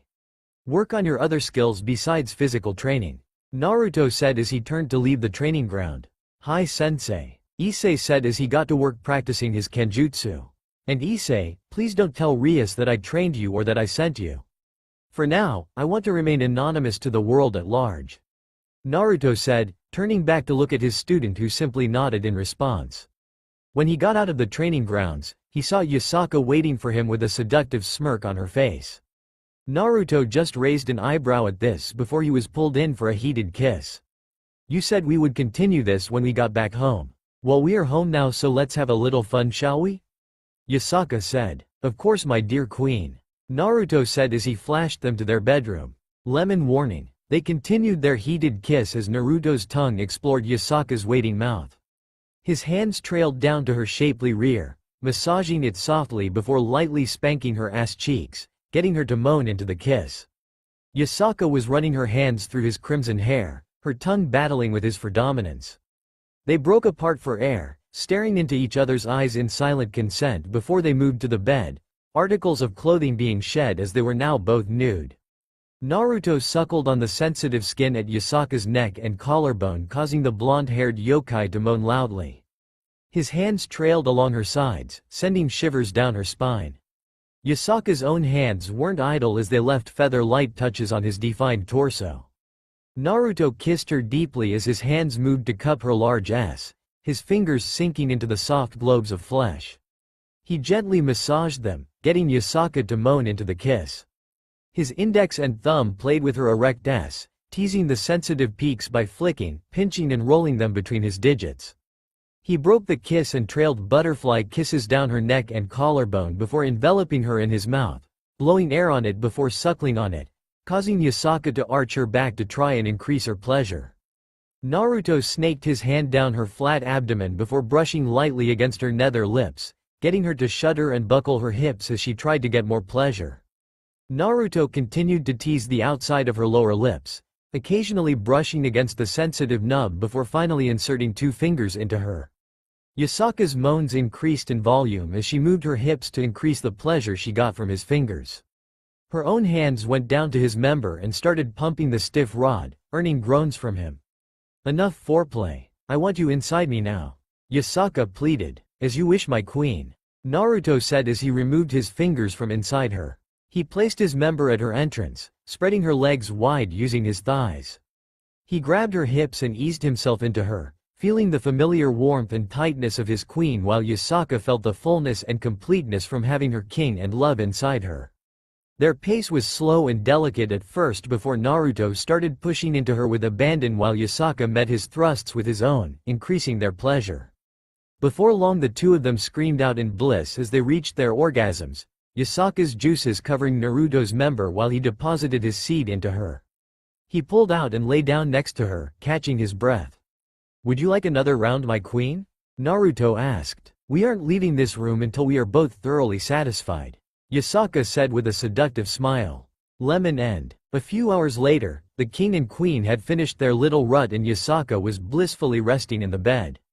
Naruto sat at the edge of the bed and stroked her cheek delicately, Yasaka unconsciously leaning into the touch. Naruto kissed her forehead before heading out of the room and going to his command room. He grabbed his mask and his black cloak with red clouds and put it on before disappearing in a black vortex. He appeared on a tree overlooking the abandoned church where he had detected the fallen angels. He narrowed his single visible eye when he counted 4 fallen angels, although they were all weak with only a single pair of wings. So there are indeed fallen here. But what are they doing? Azazel is one of the last few people I would expect who would do this since it could well lead to a war.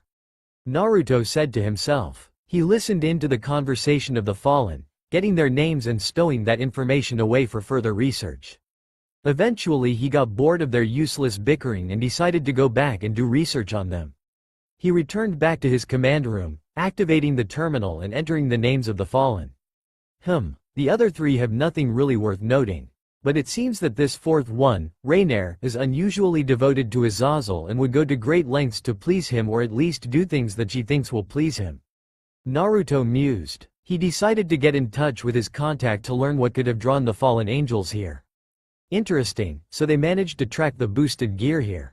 Azazel asked them to ignore it for now, but Rainier probably decided that acting upon the information would please him. She either intends to convert Issei to their side, kill him or try to take his sacred gear. She also requested for an excommunicated nun to be sent here. And the nun has some weird healing power, probably a sacred gear. Maybe twilight healing? It does seem like it given that she could heal a devil. It seems that things are starting soon. I can only hope that Issei will be enough help for my sister for now. Naruto said as he stared at the updates on the screen. Naruto watched from his spot atop one of the many small hills that were present on his private training grounds as Issei went through various sword stances with a wooden practice sword against the training dummy. Deciding that it was time to step up his students' training a little bit, Naruto summoned a clone and sent it to surprise Issei. Sensing the danger, Issei sidestepped the clone's attack before swinging his wooden blade in a wide arc to try and hit the clone's head. The clone ducked under the strike and attempted a straight thrust to try and jab Issei with its own wooden blade, but Issei deftly avoided the strike by bending backwards. He went for a leg sweep to try and get the clone, but the clone jumped up and tried for another overhead strike which Issei was able to parry. Issei pushed back on the strike before going in for a diagonal slash only to have it countered by the clone. He spun the sword in his hand fluidly, his sword arcing around the clone in a flurry of movement in its attempt to try and overwhelm the clone's defenses, but of course it was Naruto's original move, so the clone simply countered with his own variation before slipping within his guard and giving Issei a swift hit to the side. "Stop," Naruto said as both the clone and Issei stopped. The clone dispelling as he approached Issei. "Good job, Issei. Your sword skills are certainly improving. That will be all today. You should rest. I trust that you have garnered my sister's attention?" Naruto asked as Issei deposited his sword into a pocket dimension. "Yes, I have. She currently has her rook or her queen trailing me. While her queen may be good at sneaking around, she has nothing on your training, sensei. Also, I have made sure to suppress my energy such that it feels like I have an inactivate sacred gear, making sure to let D-Drake's influence through so they know that it could be the boosted gear," Issei said. "Good, Issei. You are doing very well. This is after all up to you how you want to do this. Anyway, I will see you at the end of the week, Issei. You know the way out," Naruto said before flashing away. "I see my beautiful knight is getting ready for her night out," Naruto said as he appeared behind a nude Kazuha in her room. He pulled her body to his, wrapping his arms around her waist, the developing baby bump being felt by his calloused fingers. "I want my time with my king to be very special after all," Kazuha replied as she placed her hands over his. "Just imagine, in another 5 months you will become a mother and we will be welcoming a new member to our growing family," Naruto said as he kissed her cheek. "I look forward to the day when I get to hold our child, my beloved king. Have you thought of any names?" Kazuha asked. "Well, I have thought of one if it is a girl. Himawari. If it is a boy, well, I haven't thought of a good name for a boy yet," Naruto replied as he suckled on the sensitive flash of her neck, earning a moan from his black-haired knight. "Anyway, would you like to join me in the bath before we go for our dinner?" Kazuha asked. "Of course. I would never reject the chance to spend time with one of my beloveds," Naruto said as he carried Kazuha in his arms towards the bath. He filled the tub up with water using his magic and got inside the spacious tub. Kazuha sat between his legs. He gently lathered soap all over her body, his touch lingering over her more sensitive areas for just a little longer to tease her. After he washed her body of all the soap and gave her hair a gentle wash, they changed positions so that Kazuha could wash Naruto, making sure to return the favor for his earlier teasing. Once the two of them were done fooling around and got clean, Naruto took a seat in front of the dresser, using a hairbrush to brush Kazuha's luxurious hair before setting it in her usual ponytail with her usual orange ribbon. She got dressed in a beautiful orange dress that showed off her figure and gave a hint of her developing baby bump, while Naruto put on a simple red t-shirt and slacks with a blazer over top. "Shall we, my dear?" Naruto asked as he offered a hand to her. "Of course. We don't want to lose our reservation now, do we?" Kazuha said as she accepted the offered hand, and the pair left for their dinner. They arrived at their chosen destination, a quaint little French restaurant that had quickly become a favorite for Kazuha given how often she would ask him to bring her here. They were led to their usual spot in a secluded corner of the restaurant, and Naruto helped Kazuha get seated before he took his own seat opposite to her. They browsed through the menu and ordered their dinner for the night together with some wine to accompany it before being left in silence. "It's hard to imagine that I've been with you for more than 30 years now. I still remember that day when you saved me, you know," Kazuha said as she leaned into Naruto's hand that was tenderly stroking her cheek. "At that time all I could think about was keeping my promise to Kazuya because he was the only real family I had. I remember that sadness at not being able to see him again, not able to comfort him when he got sad and not being able to see him grow up. But you changed that for me. You gave me a new life. I always wonder what would happen had you not come to save me. What would the afterlife have been like? You know I always tell you to stop thinking about what ifs and focus on the here and now. You have family now. We all love you. I love you dearly, Kazuha. I think it was fate that called me to your world. At first I went there out of interest, but then I met you. You could say I fell head over heels with you. How you didn't care about others and was brutally honest to everyone you met. I admired your determination to break away from your grandfather despite the hard life that came with it. I couldn't let a beautiful soul like yours be extinguished so easily now, could I? Naruto said with a smile before giving a light peck on her lips, breaking away to allow the waiter to place their food and drink on the table. Whenever I look back, I am eternally grateful for the life you gave me. At first I was afraid, about being a devil. Kazuha admitted. Ah yes, I remember when you first discovered you were now a devil. You panicked and refused to talk to anyone for a day. It was thanks to Yasaka that you finally allowed me to talk to you. Then after that you adjusted pretty well. You were a quick learner, managing to pick up all the basic magic spells in a few days. Naruto said with a chuckle. It was thanks to you and Yasaka that I was able to adapt, and I learned quickly because I had a great teacher. Thanks to you I got to live a new life and see my most precious person once more. It was thanks to you that I had more precious people in my life, and now thanks to you, I get to experience bringing new life to this world. Kazuha said with tears of joy. I would do anything to make my beloveds happy because they are my most precious people. I would even storm heaven if that meant keeping all of you safe and happy. I would even fight a war against all the factions if that meant that my precious people would be safe. Naruto said with eyes full of determination. And it is that determination and kindness that made me fall in love with you, Naruto-kun. The way you care for those you love and would do anything for their sake. Kazuha said. Are you sure it wasn't because of how much you lusted for my touch? After all, you started becoming more affectionate when you happened to catch me and Yasaka going at it.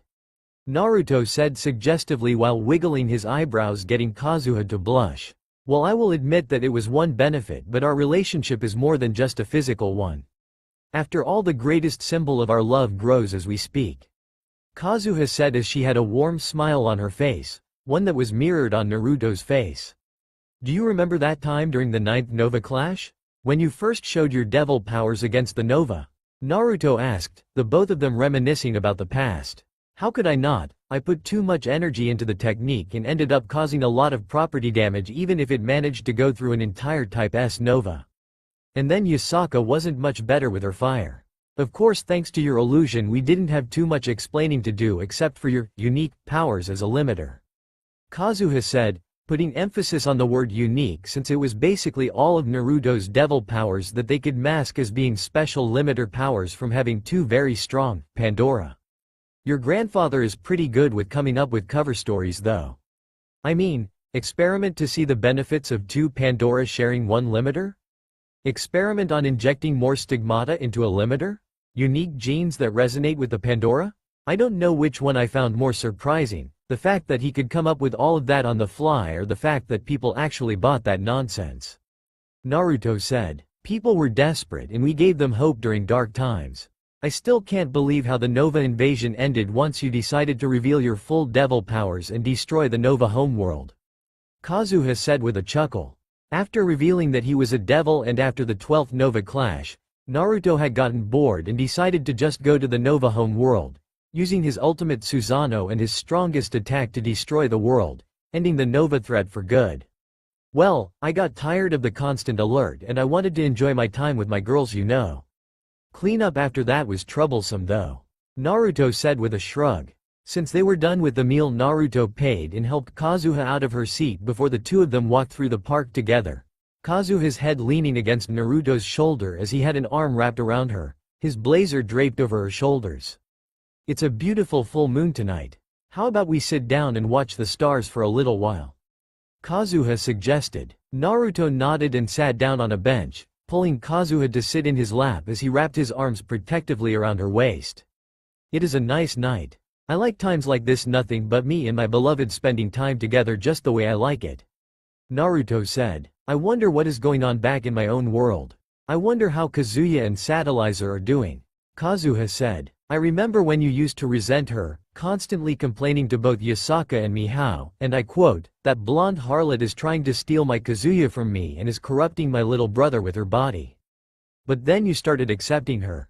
I wonder what brought on that change. Naruto said, well, I guess it was after the 10th Nova clash when we all nearly died from the Nova bomb only to be saved by you at the last moment. But I realized how happy she made him just like how happy you made me. Speaking of which, they had kids, right? Kazuha asked. That's right. They had 2 children, a son and a daughter. Why don't we see what they are up to right now? Naruto said as he raised his hand, activating his Rinnegan. He created a viewing portal to Kazuha's world. Kazuha had a warm smile as she watched her younger brother eating dinner with his family. She could see the love between the family and was grateful that her brother had found happiness away from her. She was even pleased to see that her remaining aunts were spending time with him since they seemed pretty lost after her grandfather had passed. I can't wait to experience that with you, the life of a loving family. Granted, it will be a little different since you have 7 wives, but looking at you, Yasaka, Kuroka, Kuno and Boruto, I can't wait to have this child of ours born so that I can experience the joy of being a mother like they have. Kazuha said, I can't wait for our child to be born either.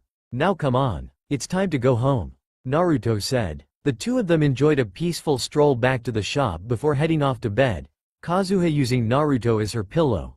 Her head nestled into his neck as he wrapped his right arm possessively around her waist.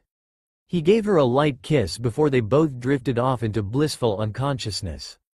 Scene change. Naruto's command room. 2 weeks have passed.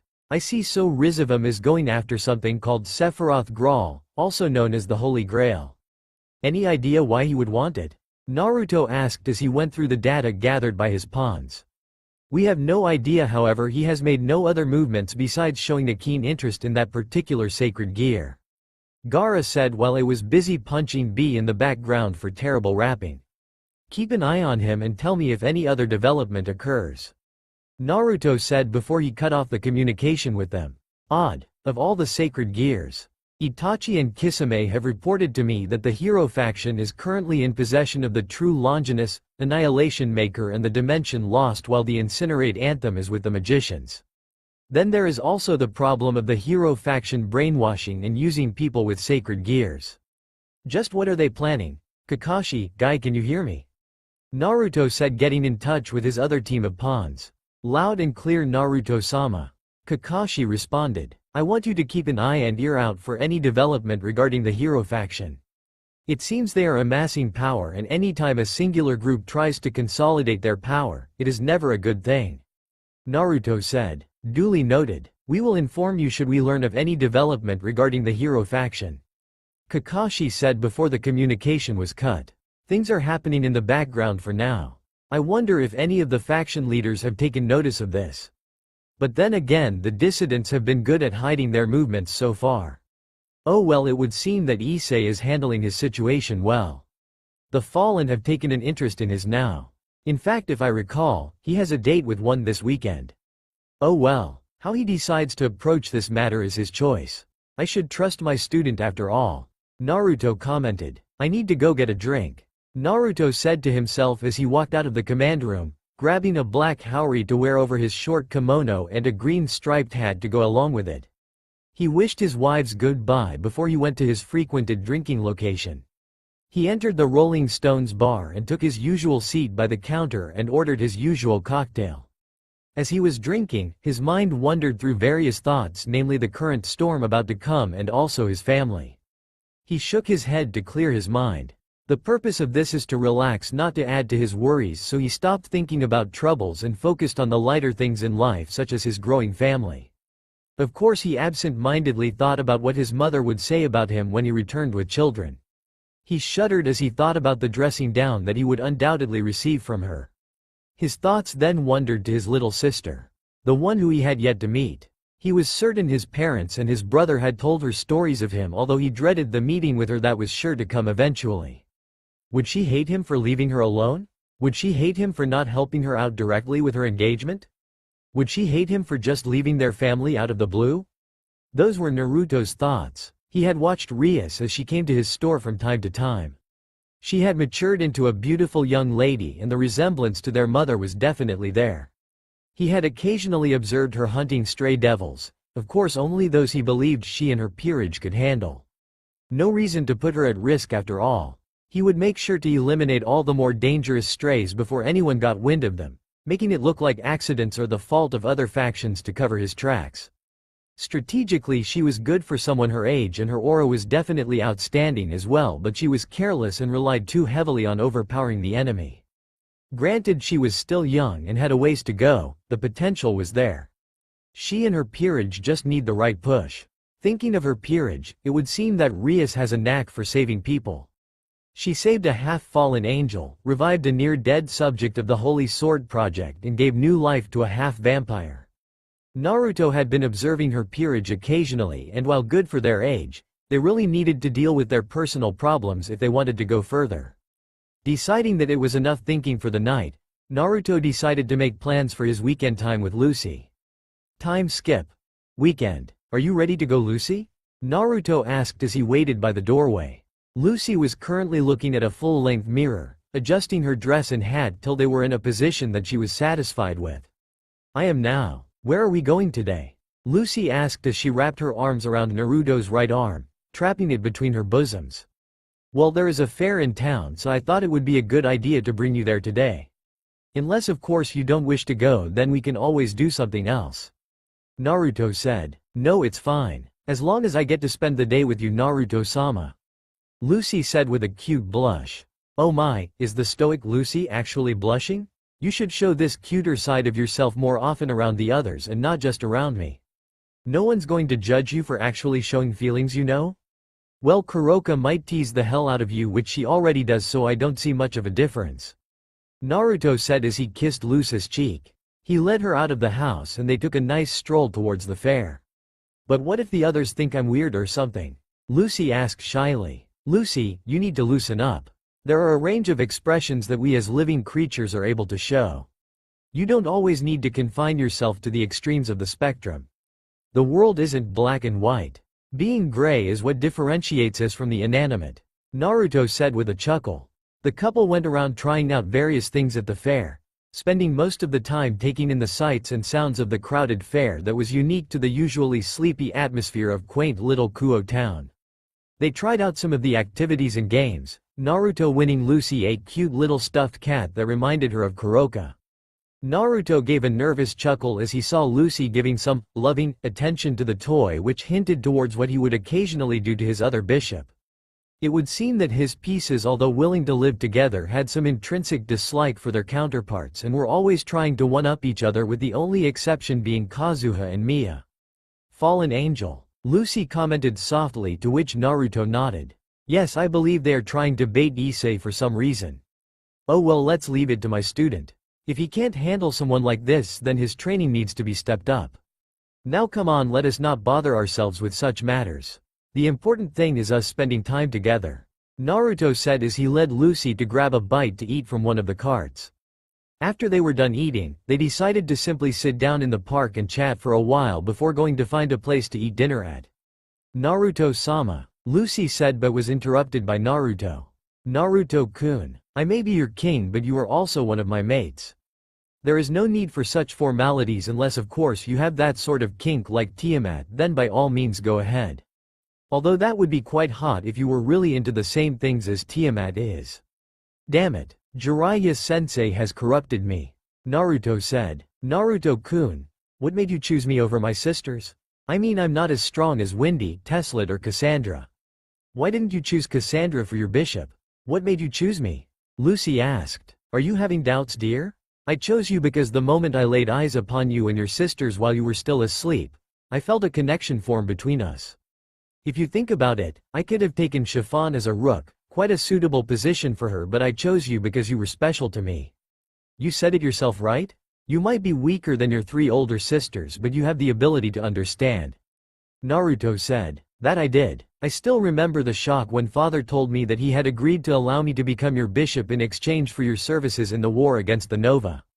I avoided you, fearing that I would lose what little humanity and family instead. But I couldn't be more wrong, and the greatest day of my life was when I finally accepted your offer. You gave me family and taught me what it means to be truly alive and what it means to feel. Lucy admitted as she leaned her head against Naruto's shoulder. His arm was wrapped around her shoulder. And I was right in that you were the one to become my first bishop. You were even better than Kazuha when it came to learning how to use magic. You were even able to start learning my version of elemental manipulation within 10 years after becoming a devil when it took me 15 after I gained the Rinnegan.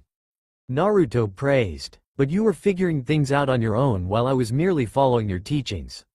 Lucy said. It would seem that the fallen angel and my student are here right now. Shall we make ourselves scarce for the moment?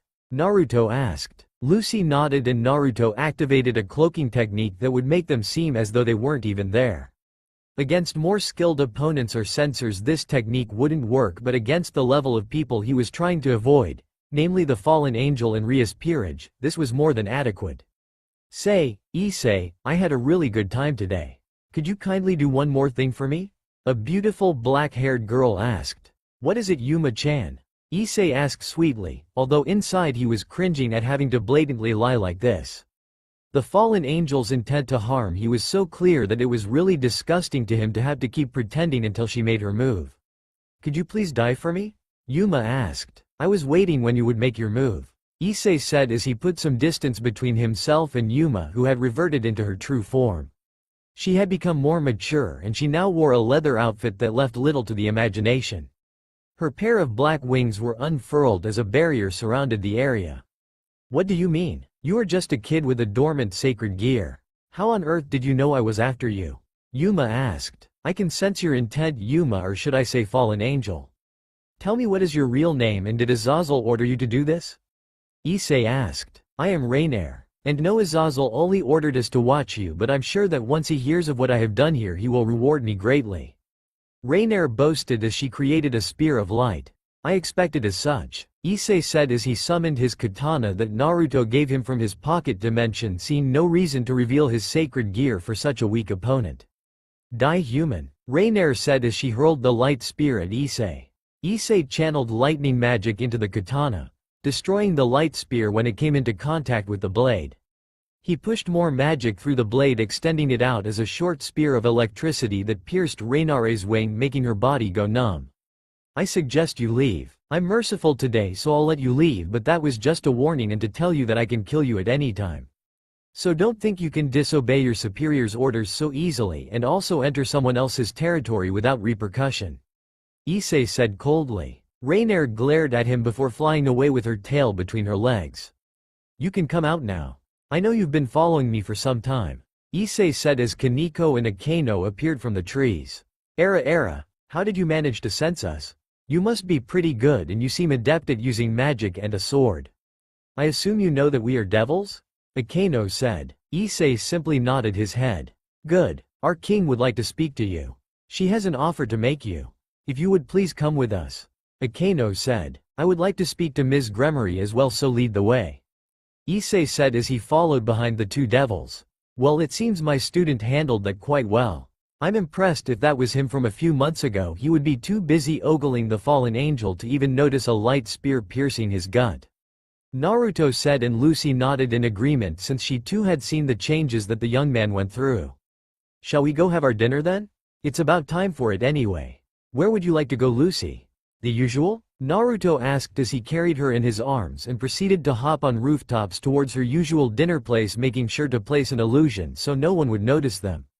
They had a quiet dinner at a fancy steakhouse that Lucy would always ask Naruto to bring her to, and throughout the dinner, Naruto noticed that something was on Lucy's mind. Deciding to ask her about it later on, he continued to eat dinner in peace while taking note of Lucy's actions. Once they were done, Naruto paid for the dinner and they left, Lucy leaning her head against Naruto as he had an arm wrapped around her shoulder while they went back home. Lucy, is something bothering you?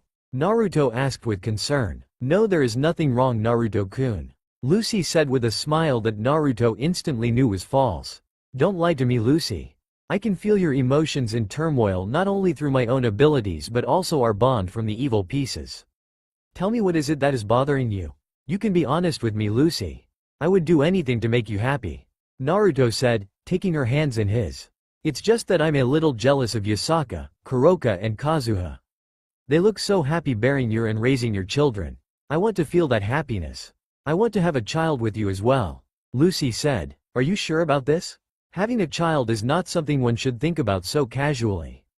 That was why I invented the anti-pregnancy seal in the first place, so that I wouldn't have too many children that wouldn't be raised properly from all our fun activities in bed. Are you certain that this is what you want? Would this make you happy?" Naruto asked as he cupped her chin and brought her face to look up at him. "Yes, I am sure I am ready. I want to have a child with you. I want to experience that happiness that Yasaka, Kuroka and soon Kazuha experience. So please give me your child, Naruto-kun," Lucy said. "Very well then, my precious Lucy-chan. Let's get started with the baby making, shall we?" Naruto said as he pulled Lucy in for a kiss and teleported them to their bedroom to get started on fulfilling her wish. Alright, that was this chapter. Mainly focused on interaction between Kazuha and Lucy based on what little reference material there is and my own take on their characters. Then we also had some advancement of the canon story with Issei joining the peerage as well as some of Naruto's observations of the peerage. Also, although I will mention lemons, I won't have lemons every chapter and have this become a smut story. Probably going to have one lemon every 3 to 4 chapters at most. Omake freezing world. I am a devil. Alarm sounds. The party has been cancelled. All you genetics Pandora get to the plaza now, one of the Chevalier Pandora ordered. Elizabeth, what is going on? Arnett asked. I don't know, but we should get going. Elizabeth said. But what about her? Arnett asked. Era, it seems that the legendary Pandora can't hold her liquor. Lucy-chan, you should really not let your sisters drink if they are going to pass out so easily. Yasaka said as she, Naruto, Kazuha and Lucy approached the group. What my sisters do is none of my business. Besides, as our loving niece, Kazuha should be the one keeping us in line in trivial matters like this. After all, the rest of us are still naive to the ways of the world. Lucy said offhandedly. Oh great, now you are just pushing the blame to others.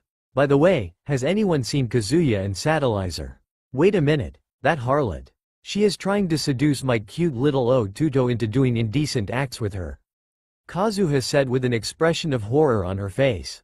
Ehehe, about Kazuya. Elizabeth said nervously, not knowing how to tell the enraged older sister that she was the one that pushed Satellaizer to spend some quality time with Kazuya. Relax, Kazuha. You need to be less overprotective of your brother. After all, he is Satellaizer partner, is he not? The fact that they still have yet to carry out a baptism not being considered. Naruto said. Anyway, what do we do about her? I think we should take her with us, no? Arnett asked. Arnett, Elizabeth, Kazuya shouted as he and Satellaizer ran towards them. Oh, there you two are. Naruto commented offhandedly. What happened? Kazuya asked. We have no idea. Elizabeth responded. It would seem that there are intruders storming this base. And a level 1 alert to boot. These intruders certainly are something. In fact, they are going to appear in 3, 2, now. Naruto said dryly as the wall exploded and from the smoke emerged 4 enemy Pandora wearing some sort of armor. Ah, man, this is just perfect. It looks like we just found some genetics babies. The one dressed in a trench coat, Petty Laner, said as she chucked a defeated Chevalier Pandora away. Command room. Bring up the video feed on the intruders. Dr. Aoi ordered. As soon as he saw the stigmata pattern on their backs, he slammed his fist into the table. Naruto, do you read me? Dr. Aoi said through his communication seal. Loud and clear, Doc. I got 4 Pandora here with me. All of them are certified loonies equipped with what seems to be plasma stigmatas. Naruto said casually as though they weren't a threat. Hey, you stop ignoring us, you lousy limiter. Petty said. What's that? Handle the situation with my own discretion? Terminate them with extreme prejudice, you say? Well then it looks like I will be entertaining you girls for the night. Before I kill you, could I please ask what you are doing here interrupting such a joyous occasion on a fine night like this? Naruto said as he stepped forward. You are going to be our opponent? You are just a pathetic limiter. I want to play with the genetics babies, so I will have you get out of our way now. We are here to kill Dr. Gengo Aoi and we have a license to kill anyone in this base. Petty said. Naruto-san. Elizabeth and Arnett said as they were about to charge to help him, but Kazuha and Lucy stopped them. Are you crazy? Leaving your limiter to die? Arnett protested. You will not get in the way of Arcane. Unless Naruto-sama or Yasaka-sama orders it, we will not interfere. Lucy said coldly. Die, you stupid limiter brat. Petty said as she appeared in front of Naruto and prepared to deliver a vicious right hook, only to find herself unable to move when she stared into Naruto's red eyes. Naruto casually raised his right hand and with a single finger flick, sent her flying into the wall, cracking it upon impact. What in the world? Isabella said. How did he do that?